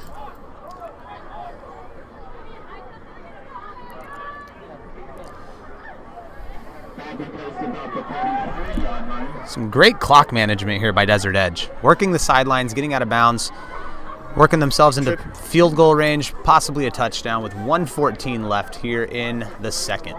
Laura has trips receivers to his right, and he has McIntosh to his right as well. And the gun here walks up backside out route. As Laura's looking right the whole way, has time, and he'll throw it to a man, and he'll just miss him. That was number 5, Andrew Patterson, the intended receiver. But that was also number 5, Jalen Hawkins on the coverage. Hawkins had some pretty good coverage on Patterson that play. If the ball was near Patterson, I don't know if he would have caught it. Some great defense there. As now Desert Edge is taking their time, kind of deciding what they want to do here.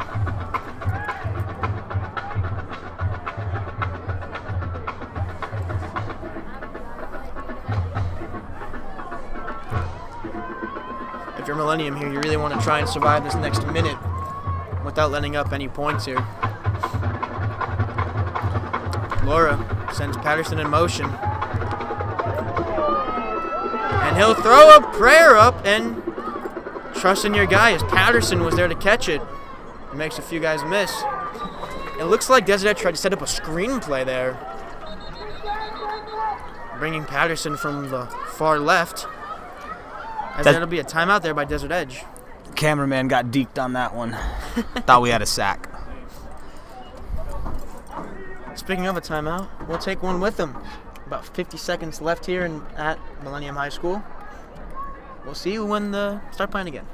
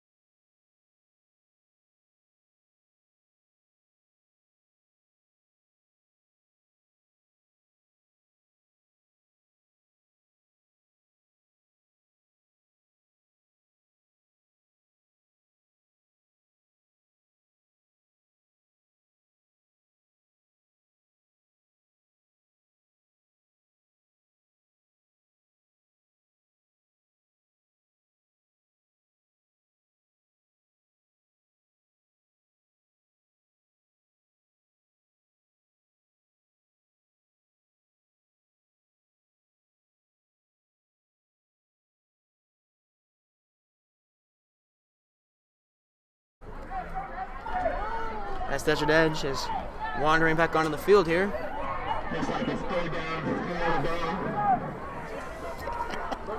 Figure it out, Joey. As Lara Throws it quick to Patterson on the little receiver screen. Has the outside. He's going, and he's gone for the touchdown. That'll make it 27-0 in favor of Desert Edge. Quick strike offense there. Put the ball in the hands of your playmakers. Let them do their thing as Patterson shows off the speed. Finds a seam up the far sideline. Puts Desert Edge ahead, 27-0 with the point after pending. And that's Lara's 4th touchdown pass of the night. Laura's been wheeling and dealing out here tonight, folks. As for the kicker, Patrick Begon kicks it up and good, but there is a encroachment call against Millennium on the play. We'll see if Desert Edge wants to decline it, as the kick was good. I don't think you can actually decline the penalty because it is before the play happened. And I believe at the high school level, they blow it dead regardless. However, I could be wrong.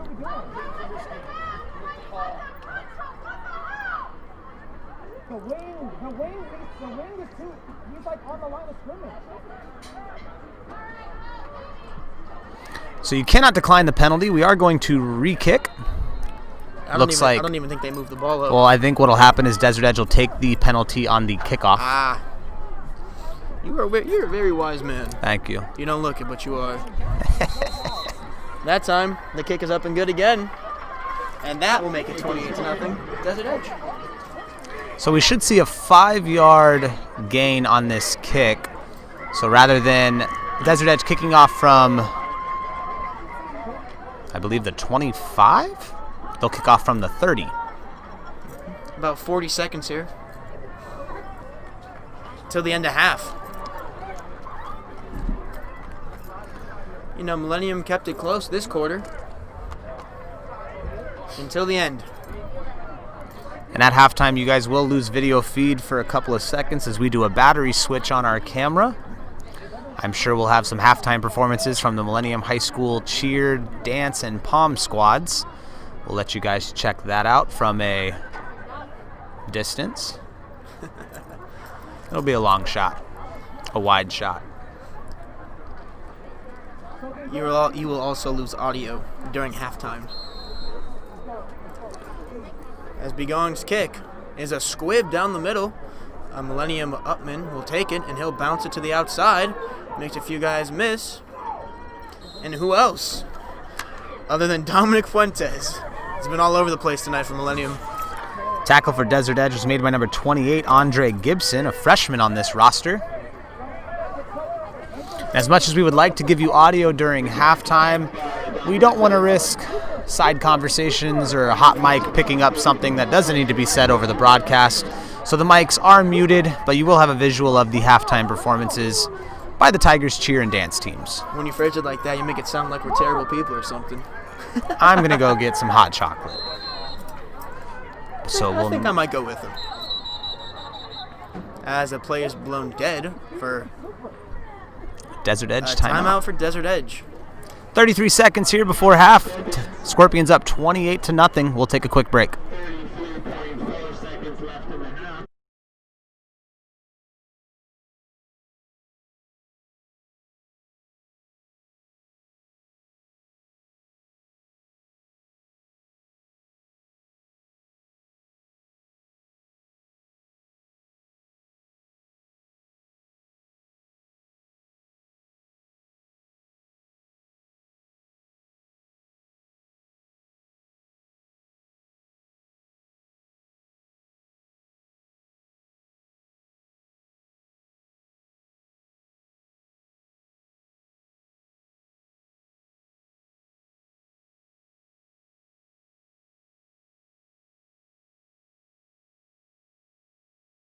Yeah, I'm good. Millennium will just hand the ball off here. Desert Edge with no timeouts. Looks like Millennium's just content with the clock running out, going into the half. And that should be the last play of the half. Millennium running it there, not showing Well, and also not risking the opportunity for a potential turnover with a pass through the air. And 3 incomplete passes. You know, Desert Edge would have a little bit of time left. Nothing crazy, but we've also seen Lara score with 1 pass. Yep, and that is halftime, folks. We've got 28-0 here, Desert Edge on top. Couple performances coming up by the Tigers Spirit Squads. We'll let you guys check that out. We'll see you in anywhere from 12 to 15 minutes with second half action.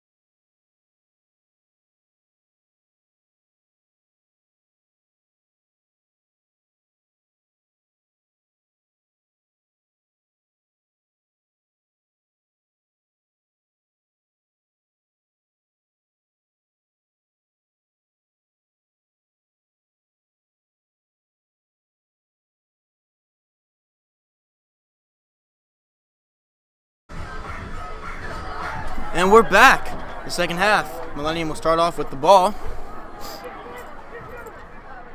He'll take it to the right side. Still going.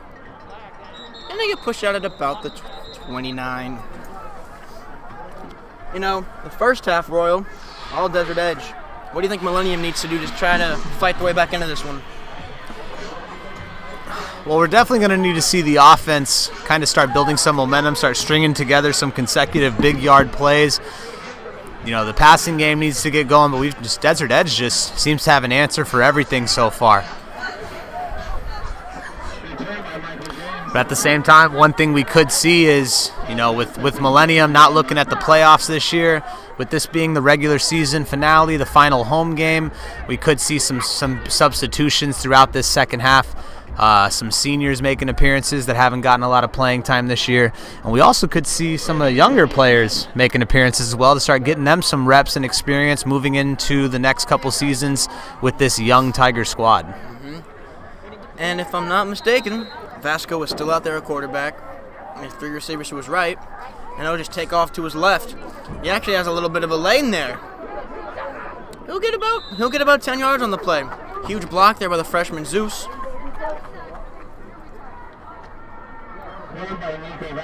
First down. You trying to buy something?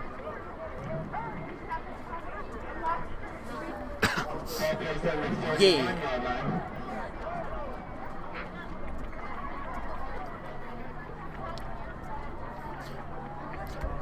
First down and 10 for Millennium at about the 31-yard line. Vasco. Roll out to his right. He's going to throw it short to Zeus, who is not ready for that throw. It was a little off by Vasco. Falling complete. Pender couldn't get that one.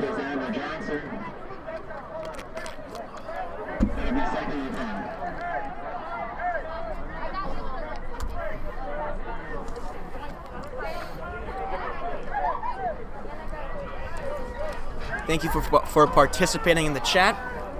Makes our job a little easier. Now it's 2nd and 10 here for Vasco. 3 receivers to the short side of the field.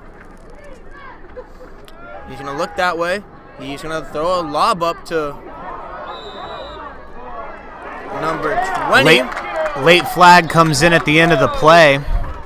That was Billy Bullock on the target. That was number 1, Steven Ortiz. I'm guessing Desert Edge getting penalized for maybe a little bit of unnecessary roughness. I'm interested to see what we go here. I don't know if it'd be pass interference. It definitely came at the end of the play. So we're going to have a personal foul. Personal foul against Desert Edge. Free 15 yards for Millennium. Like we talked about in the first half, we expect this game to get chippy. We've seen it throughout, and it continues here at the start of the third. Pender, excuse me, not Pender. I don't even think he was on the field that play. But Vasco rolling out to his right. Threw a good-looking ball to an open receiver. For a good catch. I believe that was number 9. Number 9, Keen Fields on the catch. First down, Tigers.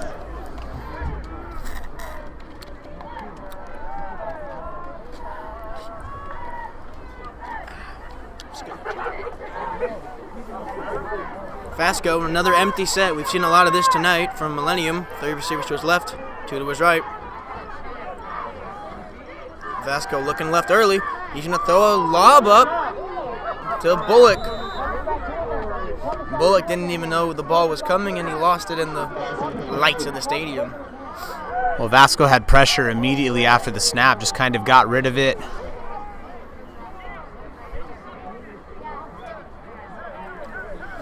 Second and long here for Millennium. I'd like to see them start to string some plays together that, you know, under their own power, not the mistakes of Desert Edge, well, albeit like penalties. They'll definitely take the free 15 because now they're in Desert Edge territory. Second and long here. Looks like Desert Edge is just going to play some press as everybody's coming. Vasco rolls out to his left, makes a few men miss, and gets up to about the 35-yard line, about a yard or two from the first. Well, the Tigers definitely going to be in fourth down territory, assuming they don't lose any yards on this next play. I think it should be fourth down territory from here on out. If you're early, you let them know that you cut the punter. Punter doesn't exist anymore, guys. We have 28 points to make up, and we can't punt the ball anymore. Vasco drops back to throw, throws it short to Bullock, who catches it and gets upfield for the first down. It's like Vasco's finally trying to get a little bit of a rhythm throwing the ball to his receivers. Bullock on the little out route, turns upfield. It's a 1st and 10 for Millennium at the 30-yard line. That's a great opening drive for the Tigers, even despite the 15-yard penalty. Some nice crisp passes from Vasco. We've also seen him run a little bit on this drive, trying to get Millennium on the board. Trips receivers to the bottom of the set for Vasco. So he's going to roll to the right and pitch it to Pinder. Makes a man miss.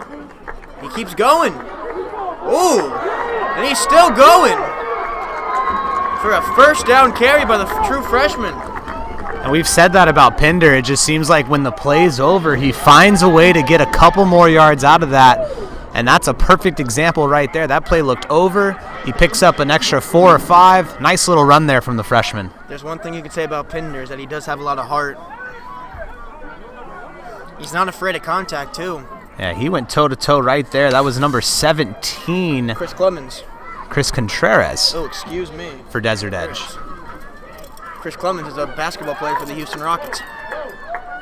As Bullock takes the pitch left,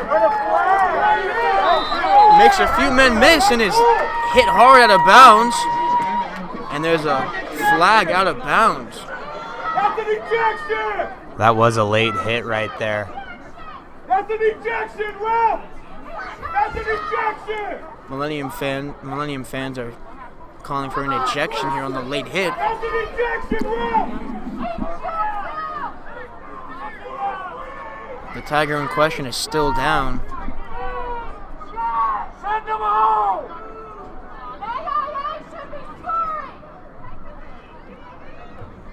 That was a late hit out of bounds. The Millennium coaching staff is talking with the ref as the injured Tiger is still being looked at. I mentioned earlier that it was Billy Bullock, but I was mistaken, as that's the true freshman, Zeus Pinder. That was a scary hit right there. He hit the ground and hasn't gone back up. Yeah, they're still trying to get him up, and it looks like they've got him sitting up now.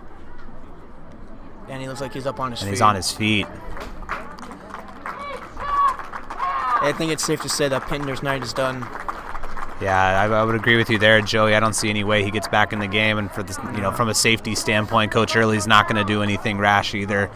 That's probably going to be it for Pinder. If you're Millennium, that doesn't fire you up. I don't know what does. So Millennium is knocking on the door of scoring here. First and goal from about the 5 or 6 yard line with about 9 minutes left here in this third quarter. You know, rivalries being what they are, you still would never wish to see a player hurt like that. And it's like Pinder's still trying to walk it off, but he's a little... We are happy to see him on his feet, though. He was on the ground for a little bit. It looks like he's going to the cart. Yeah, his night is over. But able to walk off under his own power. We are happy to hear that. Now the attention turns to the flag as Coach Early and the head official having a conversation.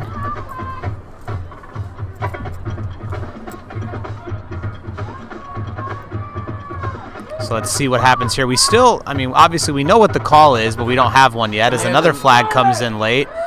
This one's going to go against the Tigers' sideline. So an unsportsmanlike conduct penalty against the Tigers. That's going to come on the sideline. Like we said, Joey, this game can get out of hand quick.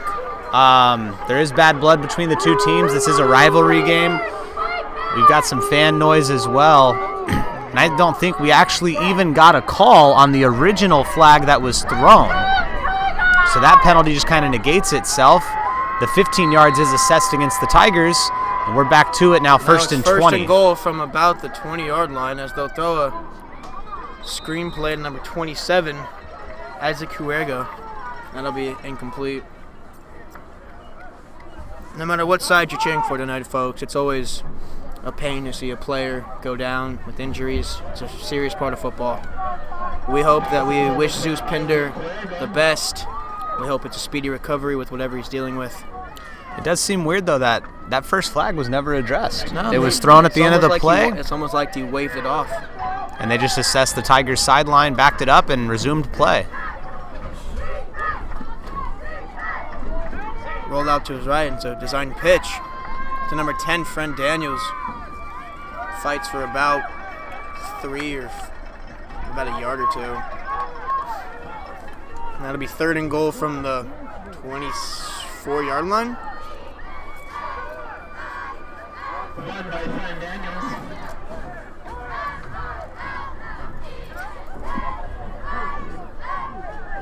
As Vasco runs back out on the field. This third and goal. If you're a Millennium player, though, you should be fired up by that. The fact that your head coach has gotten in trouble arguing for your cause shows the sign of a good head coach. As Vasco throws it deep to Bullock. He's open. And he had it in his hands, but it was broken up by number 1, Steven Ortiz for Desert Edge, the senior. That would have been a huge momentum play for the Tigers, because that would have given them their first touchdown of the night, their first points of the night. And it looks like Early is sending out his special teams unit, and it looks like they're going for a field goal here. That's Davis Rupel. He's had a good job punting the ball tonight. We're going to just try his hand at a 30-yard kick.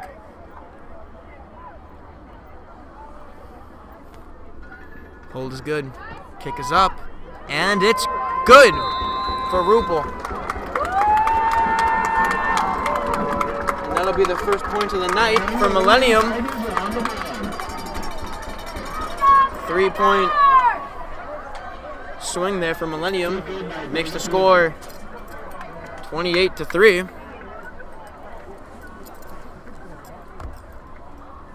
The score 28-3 right now. Desert Edge about to receive the kick. Well, we kind of hope moving forward is a lot of game left. 8:21 here in the third. We still have an entire fourth quarter, and the tone's kind of been set for the play on the field. A lot of chipping. A handful of personal foul and sportsmanlike conduct penalties. You just hope it doesn't get any worse. You hope from a safety standpoint that no players are, the brute cause of something bad happening. Just want this game to end clean as we move forward this second half. As that kick is up and away, it'll bounce in front of a Scorpion, and he takes it to the right, and he'll get wrapped up and hit. That was number 5, Andrew Patterson on the return. Excuse me.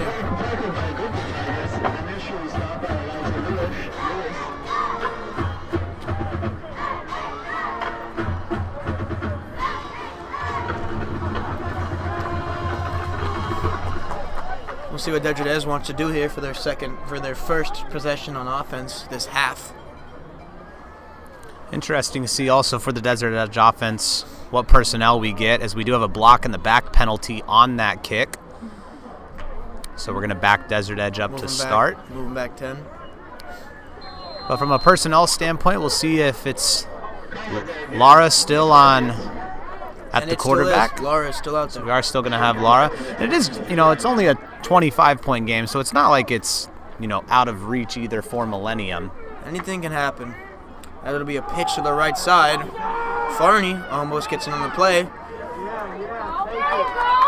Carry by number 11, DeHaven Valentine. tackle on the play. Number 82, Dominic Fuentes. Fuentes has been all over the place tonight. He has another tackle to his impressive stats. Hopes he got some water at halftime, hydrate a little bit, because he's been busy. Another two-back set there for Lara. And this time we'll hand it to the inside. Just kidding, he'll throw it to Valentin this time. Jalen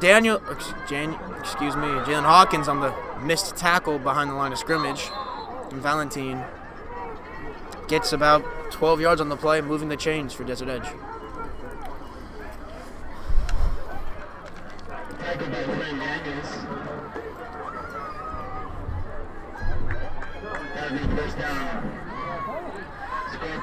First and 10 here from about the 39-yard line. It's Lara in the shotgun. And I'll give it to McIntosh on the left side. He has a lane, runs over a Tiger, but he gets tripped up for about a gain of 4.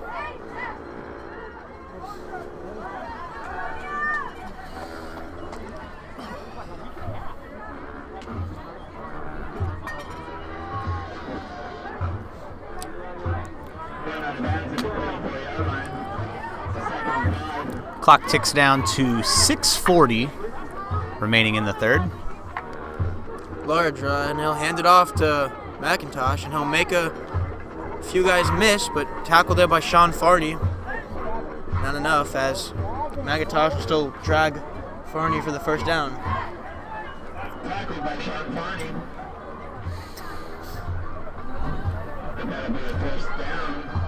Desert Edge keeping up that high-tempo offense they've been running all day. Haven't seen Lara go deep or really show off the passing attack here on this drive. Give it to McIntosh to the left side. Flag thrown by the ref. Another flag thrown by the ref. So we've got 2 flags on that one, both on opposite sides of the field. One's going to be involved on the tackle, but then we have one on the opposite side of the field. Looks like it's going to be, we have a hold against Desert Edge. We'll figure out what this second flag is. We could have another unsportsmanlike conduct penalty, another personal foul. We'll see what happens here.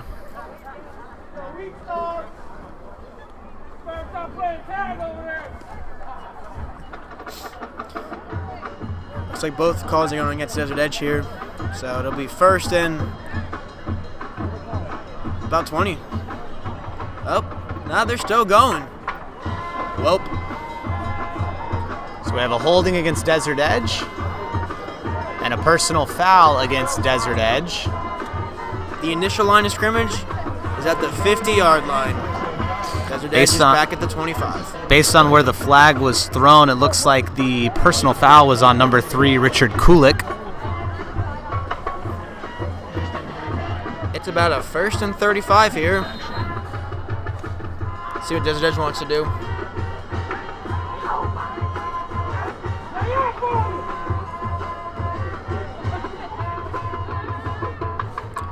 Lara is in shotgun. Motion by Lopez. Then to McIntosh the other way. He finds a seam. Farney went for the strip there, but McIntosh held on to the ball. And he'll bring up second and 17. Seems about right. Good first down run there from Desert Edge. Back into a manageable second down here. Moving quickly now is Lara. McIntosh gets the carry again. This time he stopped at the line of scrimmage. Handful of Tigers in there. Looks like he stopped for a small loss on the play. 18. Handful of Tigers are on the tackle.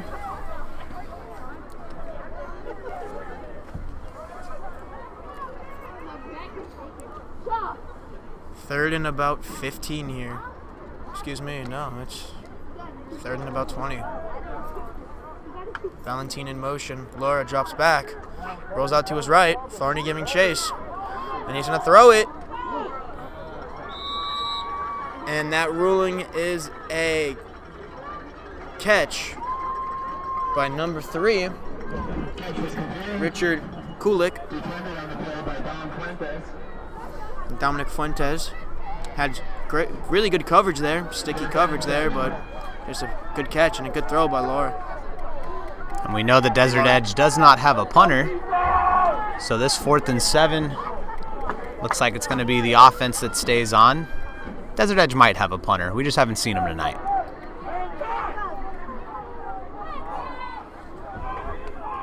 Valentin in motion to the left side. Laura drops back, throws it to him.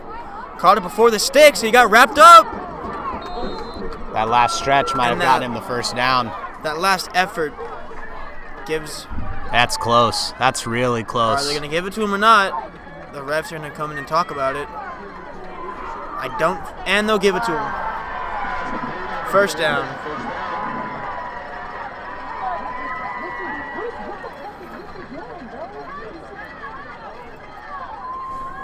Valentin, a good catch there. Good throw by Laura. Timeout by Desert Edge early here. Well, we'll take one with them. We'll see you guys in a second.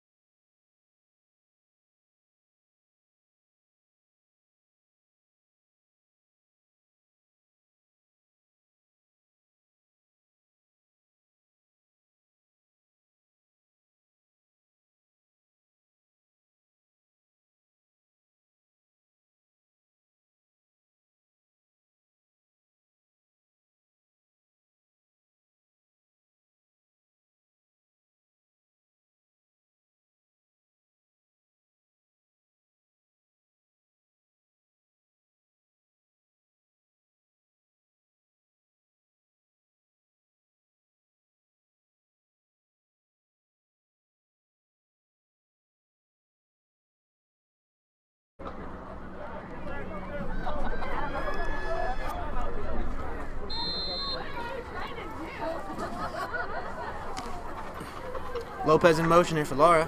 They'll hand it off to McIntosh, who goes left. Runs into a wall of Tigers, but still managed to get a gain of 3 on the play. We're still waiting for a word on Pinder's injury. He said, well, when we find something out, we'll be sure to let you know. Got a gain of 3 on the play, bringing second and about 6 or 7.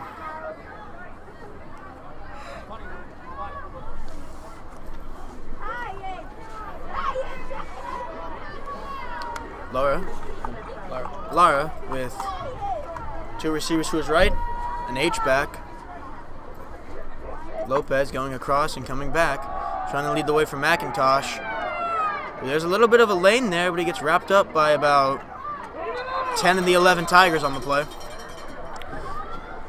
It'll be about a gain of 3 or 4, bringing it up to a 3rd and short. About 3.5 minutes to go here in the 3rd quarter.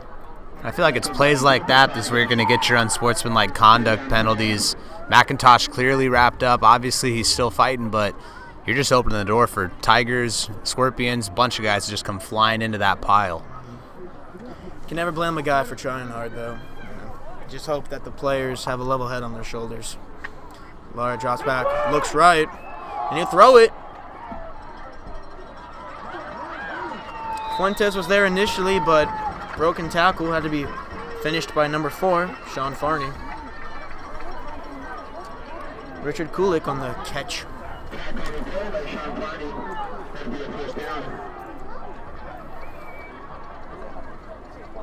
The chains move. 1st and 10 for the Scorpions.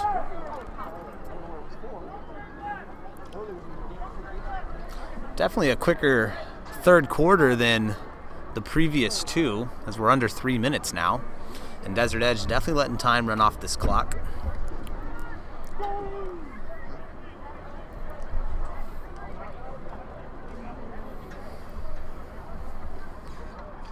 Laura now hands it off.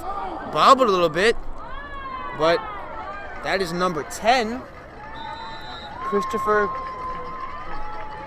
Cordero, excuse me. Christopher Cordero with his first carry of the game. Bobbled the ball at first, looked like he might have lost it. Sophomore able to hang on, though. Tackle by Millennium. Senior Spencer Reed coming up from his defensive line spot to track down the sophomore.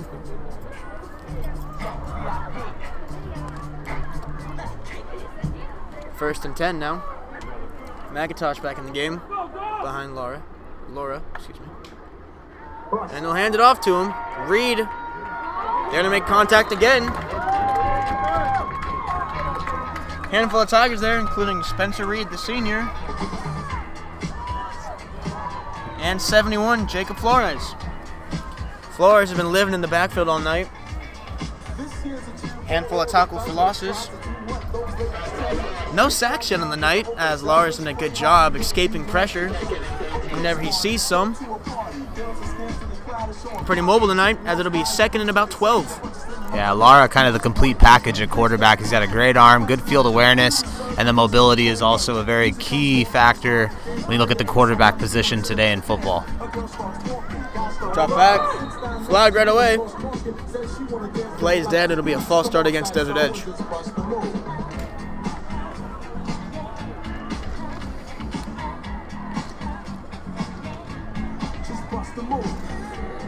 Moving them back even farther. Be a second and long. Not as long as what they had earlier, but still pretty long for a normal football sense.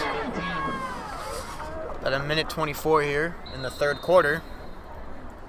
Desert Edge 28, Millennium 3. Desert Edge is driving on their... This is still their first drive of the quarter. They got it with about 9 minutes left. 8.5 minutes later, and here we are. Same drive. Laura went to go sprint out to his left, hands it to McIntosh coming back to his right. Heads up play there by Spencer Reed from Millennium to make the tackle.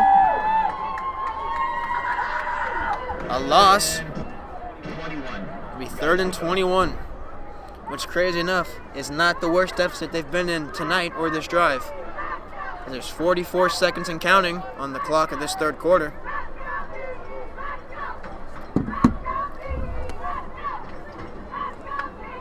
Drops back. He's looking left all the way. Millennium pressure finally going to hit home. And a sack. The first sack of the night by 15, Daniel DeFonte, the sophomore linebacker. Lara actually almost found a way out of that one too, but a heads-up play right there by the Millennium defense. They finally were able to keep Lara from escaping. Big loss, and that should wrap up the third quarter here, as Desert Edge will be looking at 4th and long with the start of the 4th.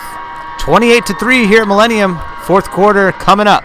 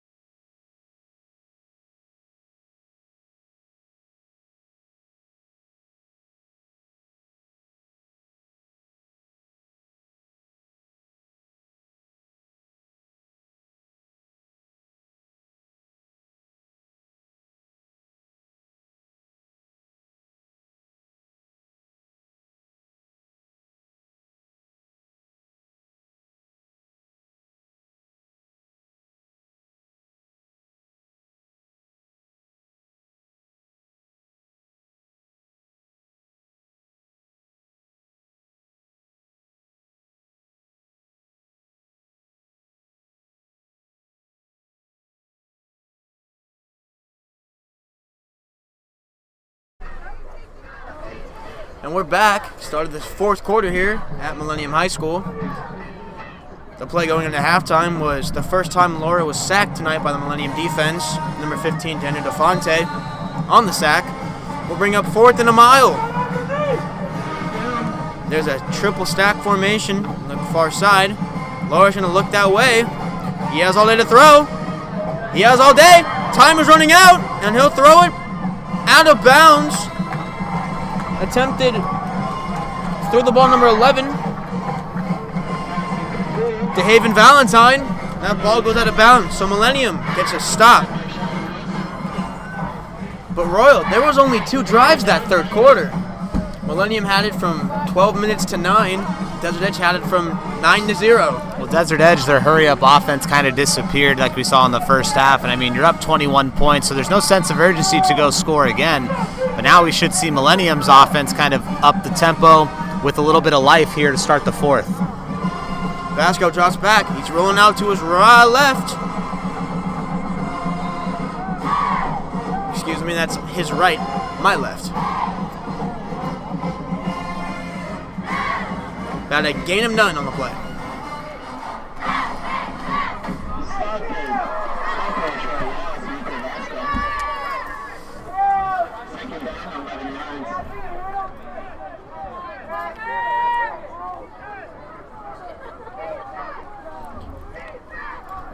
Vasco, empty set here. Pressure coming from Desert Edge. Picked up well by Millennium. Deep ball to James! And he caught it! Michael James! A huge catch there by the junior. Michael James isn't that tall, only standing at 5'5". One thing Michael James does have is speed. Beautiful ball there from Vasco, and if he actually puts that about a ball or two in front of James, you're looking at a touchdown. James had nothing but open field in front of him and the end zone as he was able to beat his defender off the line. Mainly a running back, but lining up in the slot that play is James, as he will in this play. Just blew the top off of the defense as the safety couldn't hang with him as Vasco drops back. Throws an out route to number 20. Makes two guys miss. And he trucks a Viper out of bounds for a gain of 25. Or a gain of 15, excuse me. Number 20, Billy Bullock on the catch and run. Vasco finally, little rhythm, little life for this Millennium offense. Two big plays back to back. Tigers knocking on the door of the red zone here, and it's only 28-3, so it's kind of a game against the clock at this point. But Tigers can put up some points right here and slowly crawl their way back into this one. Vasco with the empty set again, trips to his right, sending James in motion, and he'll give it to him. James cuts back, tackled by a handful of Vipers there, including number 34, Arturo Ramirez, the senior linebacker. It didn't look like Vasco actually wanted to hand the ball off right there. He tried to take it away at the last second. Fortunate enough, it did not result in a fumble as James picks up about 2. It's about 2nd and 8 or 9 here at the Desert Edge 19. Millennium moving quickly on this drive. 2 big plays. Vasco by himself. Roll out to the left, and he'll throw it to James. Tries to make a man miss, but is grabbed by his jersey there. I mentioned earlier, James is not that big of a guy. 5'5", sub 200 pounds. This is a big third down for Millennium right here. 3rd and 7. You're obviously not going to be kicking a field goal. You've got to go for it. So at the end of the day, you need yards. Got to have some yards on this play. As James will come out and the senior friend Daniels will come in. Daniels is the more experienced player, playing on varsity his junior and now senior year. And Daniels will be to the left of Vasco. Trips to his right. Watch out as Bullock is in the slot. Vasco will overthrow a wide open Kean Fields there behind the line of scrimmage.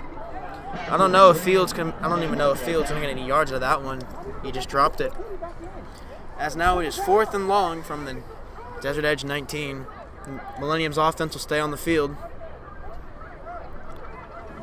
It's a big. You gotta think this is Millennium's last chance. If they score here, crazier things have happened. But if they come out of this possession with no points, then we can send this one home.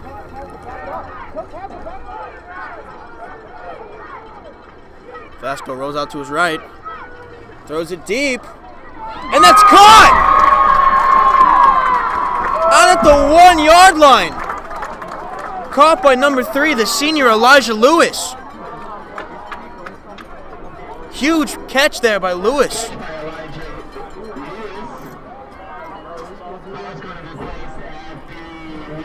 So Tigers knocking on the door of the end zone. 9:09 remaining here in the 4th. Trailing 28-3. Beautiful catch there by Lewis and an even better pass from Vasco.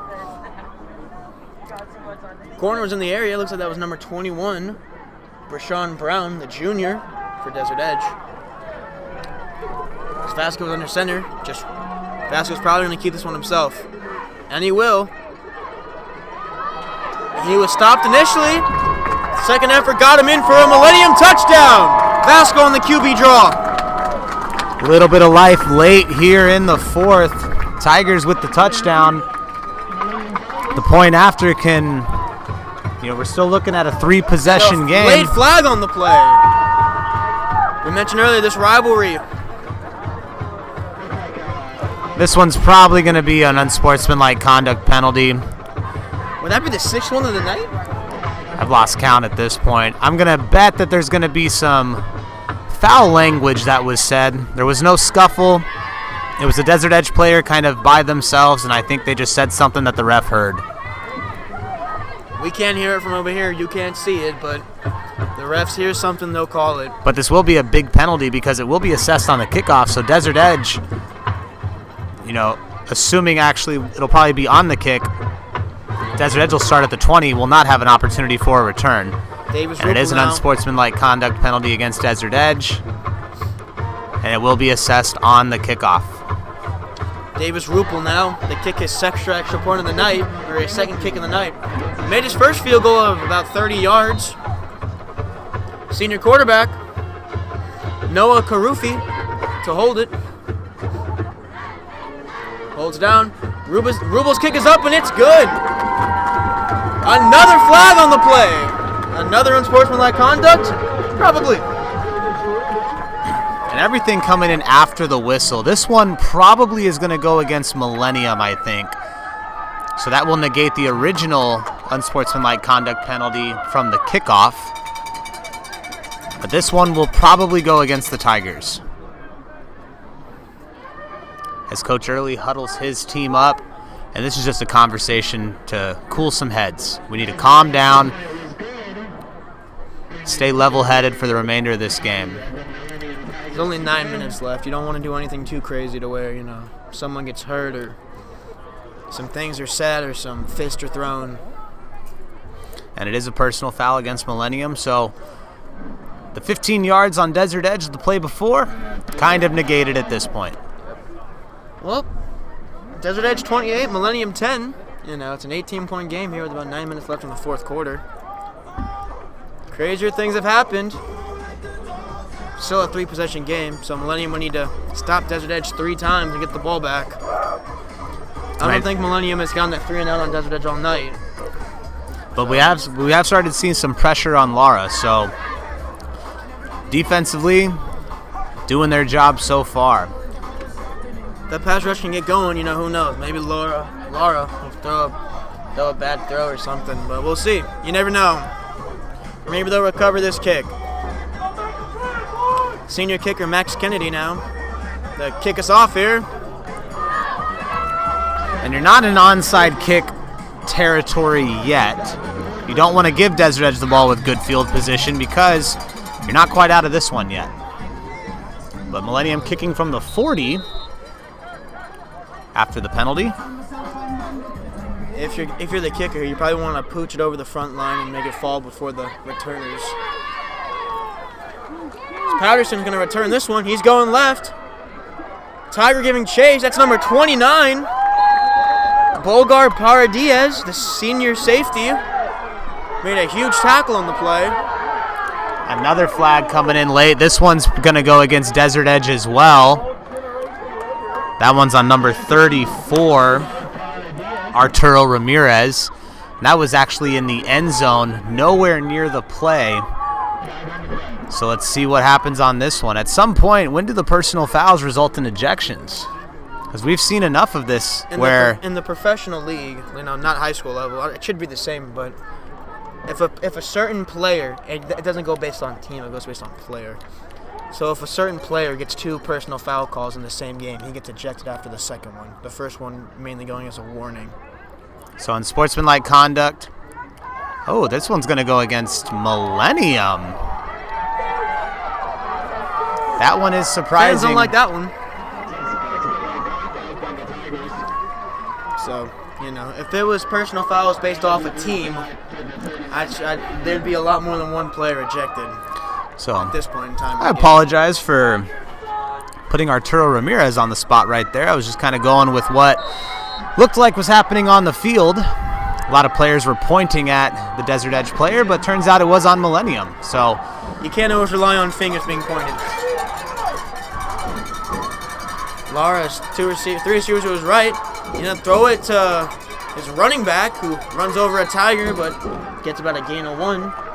Said running back, Gerald McIntosh. He's been busy tonight. The 6'1" junior that weighs in at 220 pounds. It looks like the third quarter, based off the third quarter, we're going to have some cool heads. Finish this game out clean, but You'd right hope back so, to it. You hope so. A lot of yellow on the field. Yeah. You're keeping track. I believe that was personal foul number 9. 8.5 minutes left here. Lara hands it off to McIntosh, and he'll get about a gain of 1. Actually, he might have lost a yard there. Wrapped up in the backfield by a handful of Tigers. Let's see what Desert Edge chooses to do here on offense.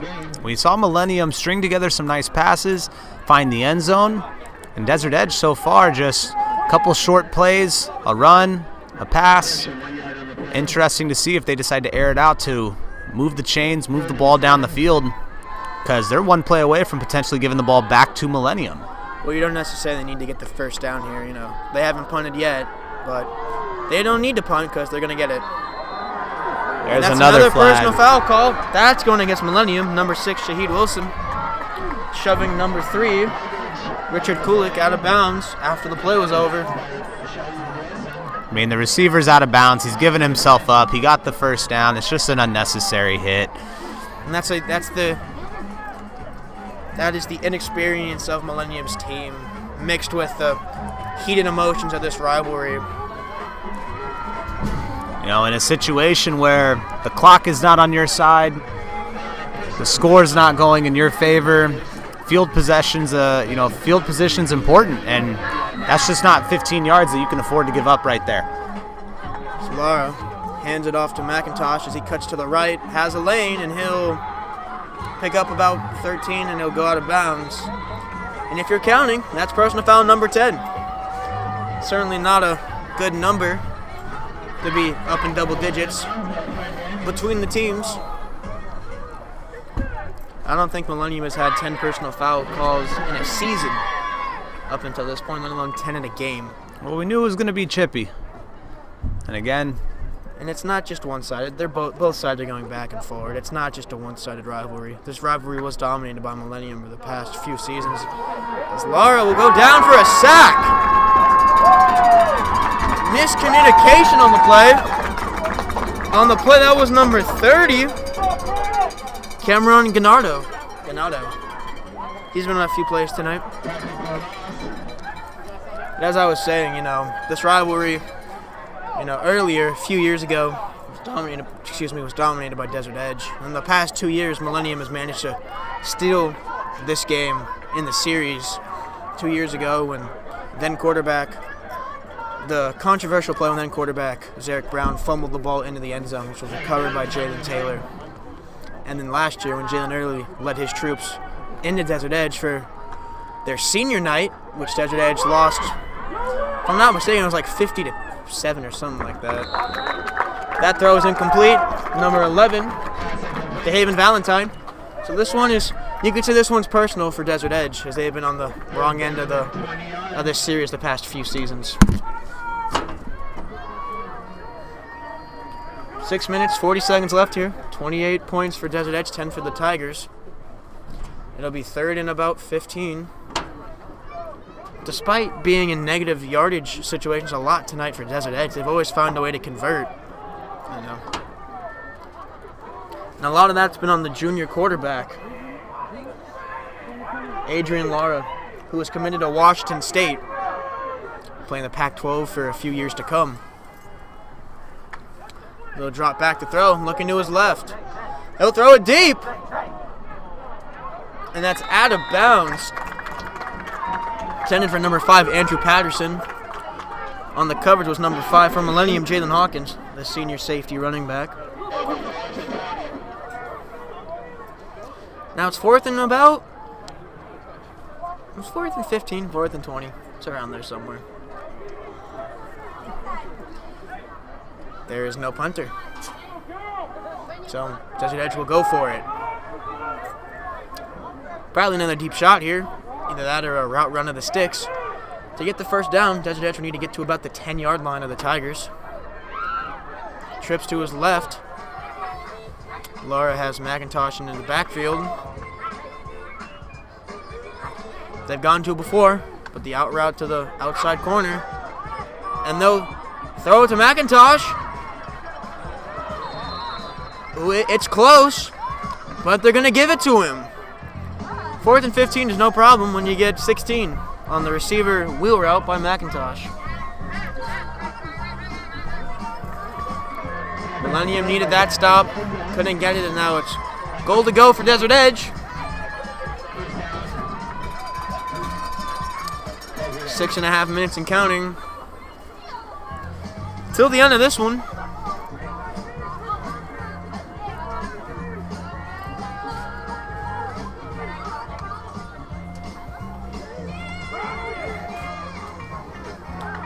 Laura now hand it off to McIntosh again, and he'll get about a gain of 2 on the play. 2nd and goal from about the 7 or 6. 7 or 8 for Desert Edge, excuse me.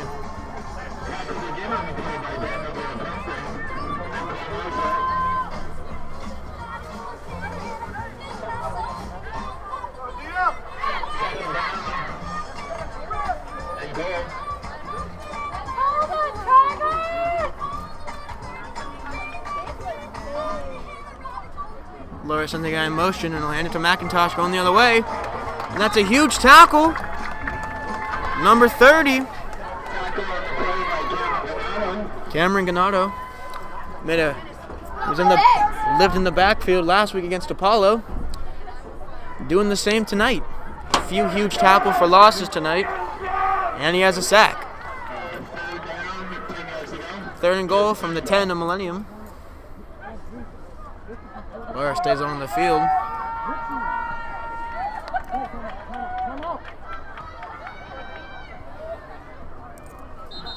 Timeout will be called by Desert Edge. That'll be their 2nd timeout of the half. We'll take one with them. We'll be back.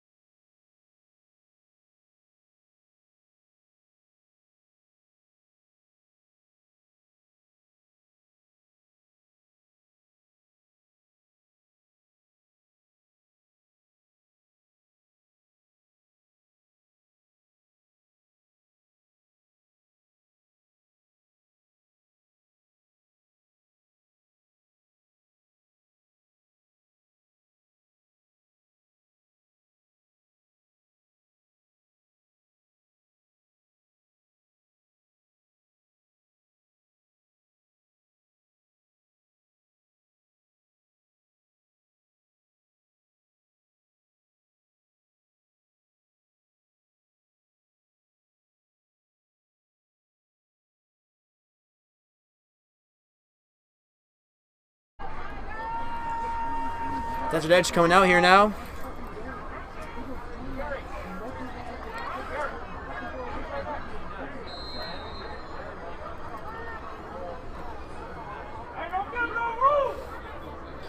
Four minutes, 50 seconds here in the 4th quarter. Laura will pull the handoff, and Cameron Ganado in his face, and he'll throw it out of the back of the end zone.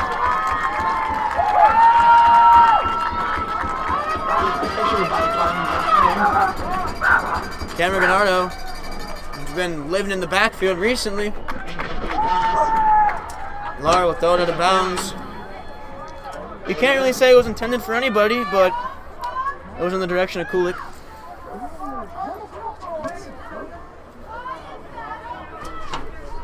Fourth and goal now. 4:44 left on the clock here for Millennium. This would be a pretty big stop if you could get it. You know, you'd have a chance to not necessarily win the game, but go down and put some points up on your last home game of the season for these seniors.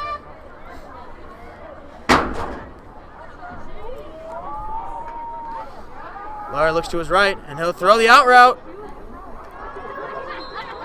And it's out at the 2. Turnover on downs. Richard Kulik with the catch, but it was just short of the first down.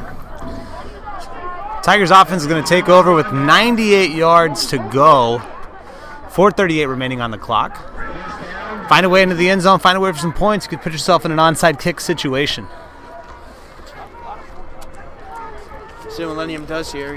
Defense gets another stop. I'd like to highlight again number 30, Cameron Gennaro. He was in everywhere on the team in that possession. He was in Laura's face a lot. As now Vasco throws it from his own end zone. Intended for number 3, Elijah Lewis. The ball will sail safely out of bounds as Vasco missed Lewis. Coverage on the play was by number 21, Vinny Mansfield, excuse me. Second down,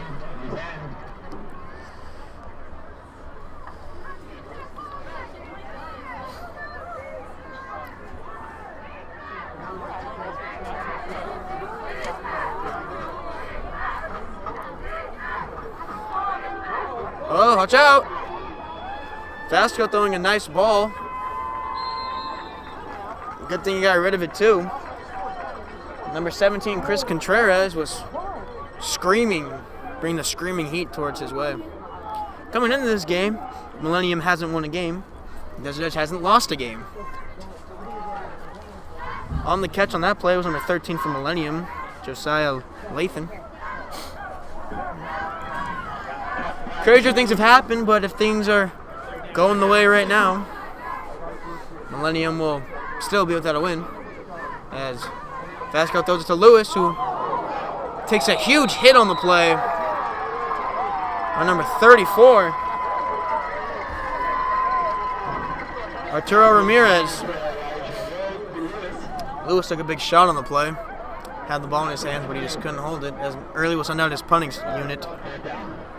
Desert Edge was 6-0 coming into this game, second in the open division. Assuming nothing changes here, it'll be 7-0 on the season for them. Don't know what they'd be in the open division, but I doubt a win against a win this team would raise them up that much. You know what I mean, Ro? Well, that open division, I'd have to go back and look and see. I know Saguaro's had some issues with scheduling this year. I know Hamilton's obviously in the conversation, as will be Chandler High School. It's just a question of how it all plays out when it comes to the seeding.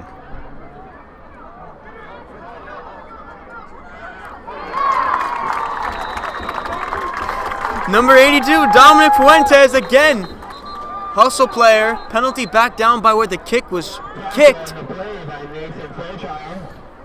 This one's interesting. If it's against Desert Edge, that could be a first down for the Tigers. Well, we're going to see. I'm going to go with holding. On the return was number 8, Mikey Ortiz. He's made a lot of questionable decisions tonight. He's, return kicks, lost about a handful of yards. I think in total he's lost 30 yards on punt returns tonight. So it's a personal foul against Desert Edge. It is going to happen after the punt, so it will not be a first down for the Tigers. But Desert Edge will be backed up 15 yards from the spot of the return. And because Desert Edge returned that punt, that's a very big loss of yardage right there. No.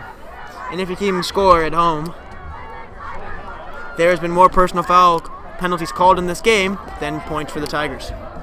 Not quite sure what the foul was, as we focused on the punt, but something happened around the line of scrimmage. 3:51 remaining here in the fourth. Desert Edge up 28-10. We expect the Scorpions here to kind of run this clock out for what could potentially be the last drive of this game. 3 minutes, 51 seconds left on the clock here. Seeming like it's a good night here from Millennium High School. Crazier things have happened. Well, at this point, to do this one, you need a miracle. At this point, Millennium's looking for a turnover. Desert Edge probably going to stay on the ground. Actually, they're going to pass right out of the gate. Throw it again. Caught by number 4, Fabian Lopez, at a gain of 20. Or you know, Desert Edge, you know, having to sit and settle the past 2 seasons of getting losses handed to them by Millennium, decides to run the score up, you know. It's no secret these two teams hate each other. Hometown rivalries always do. Desert Edge will just come out swinging again. Kind of surprising that they're going through the air right here. Andrew Patterson with the catch.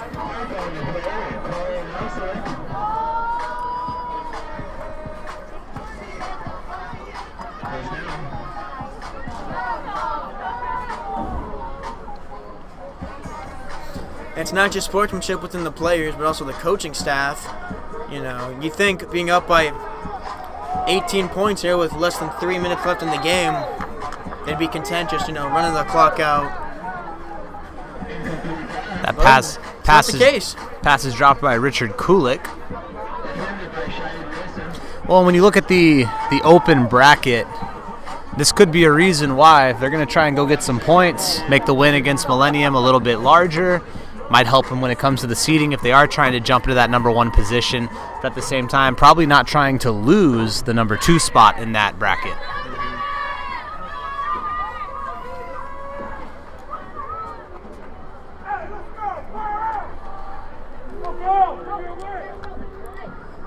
Murray hands out to McIntosh here, and he'll be dragged down by a handful of tacklers, including number 30, Cameron Ganato. Again, makes a huge play.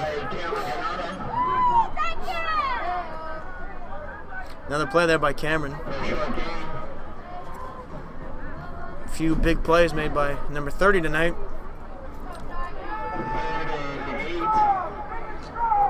Third and long here for Desert Edge.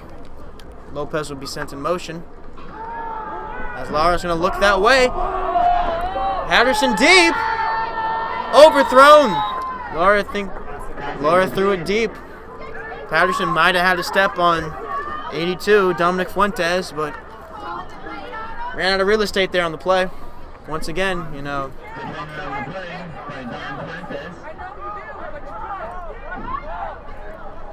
Going 4th and 8 here.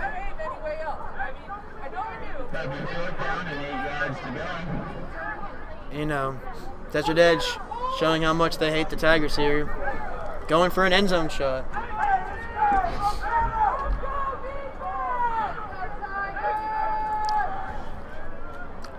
.222 remaining here in the 4th. Laura drops back to throw. Throws it quick again to Patterson, and he'll somehow drop it on 4th down. Turnover on downs. Millennium will get the ball. 2 minutes, 18 seconds left. Looks like we got injured Scorpion on the play. That's number 65 for Desert Edge. Hopefully it's just a leg cramp. Hopefully.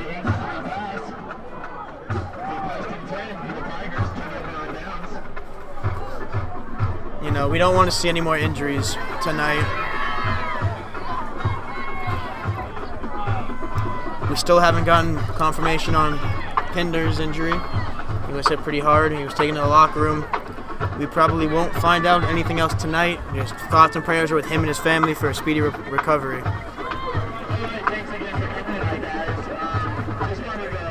65 is up on his feet, walking under his own power. That's a good sign.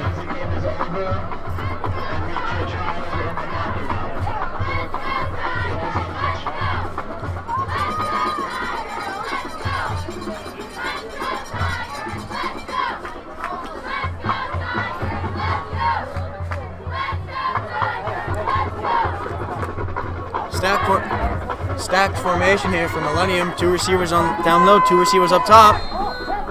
Vasco has a running back to his left. Now give it to him. That's Michael James on the carry. And he is still going. Flag was thrown on the play, but the tackle was made by number 17, Chris Contreras.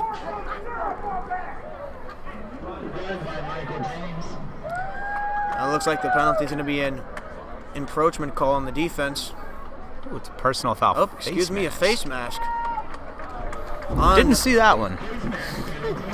Tackle didn't really seem like a face mask would have been there. Must have been something in the initial pile-up that occurred. Maybe. Isn't that, if I'm not mistaken, isn't that Contreras' the second face mask of the night? Maybe. I think that's his second of the night. You know, a little over 2 minutes here. Vasco hands it off to James. Can't make a man miss. It's number 15. Cameron Steele on the tackle for Desert Edge, the senior. Wrapping up James in the open field for a loss of 5? A loss of 6. Clock ticks down to 1:44. Another Tiger news, girls volleyball is in action tomorrow night at 6:30, hosting playoff action in the second round. Tigers were a top 6 seed in the tournament, earning a first round bye. They'll take on Desert Mountain at 6:30 tomorrow night. Vasco drops back to throw. Screen pass to Kean Fields. Tackle made by number 1, Steven Ortez, excuse me. Another loss. That's another loss on the play. Minute left here as this one's all wrapped up. We'd like to thank you for coming to this broadcast of Millennium Football. We hope that you join us when winter sports starts, as we will be live streaming boys and girls basketball games this season, both power programs. The girls fresh off a state championship, and the boys coming off back-to-backs, I believe back-to-back state championship losses. Yes, back-to-back state championship losses for the boys basketball programs. So they'll look to grab their first. The girls will look to repeat, as we are under 30 seconds remaining. See what the Tigers choose to do here on offense if they elect to run another play. We'd like to thank you again for watching and listening to us tonight. We wish everyone listening happy holidays, as the holidays are coming up soon. Happy Thanksgiving, yeah? Happy Thanksgiving, Merry Christmas, or whatever holiday you choose to celebrate. Hope you all stay safe with these unprecedented times, as this one is over. Millennium 10, Desert Edge 28. This is the last home game of the season, so Millennium Football is over for us. Once again, we thank you. We look forward to seeing you later. Hope everyone stays safe, stays healthy, and we will see you all later. I'm Joey Mascaro. With me was the ever wonderful Matthew Royal. Signing out. Goodbye.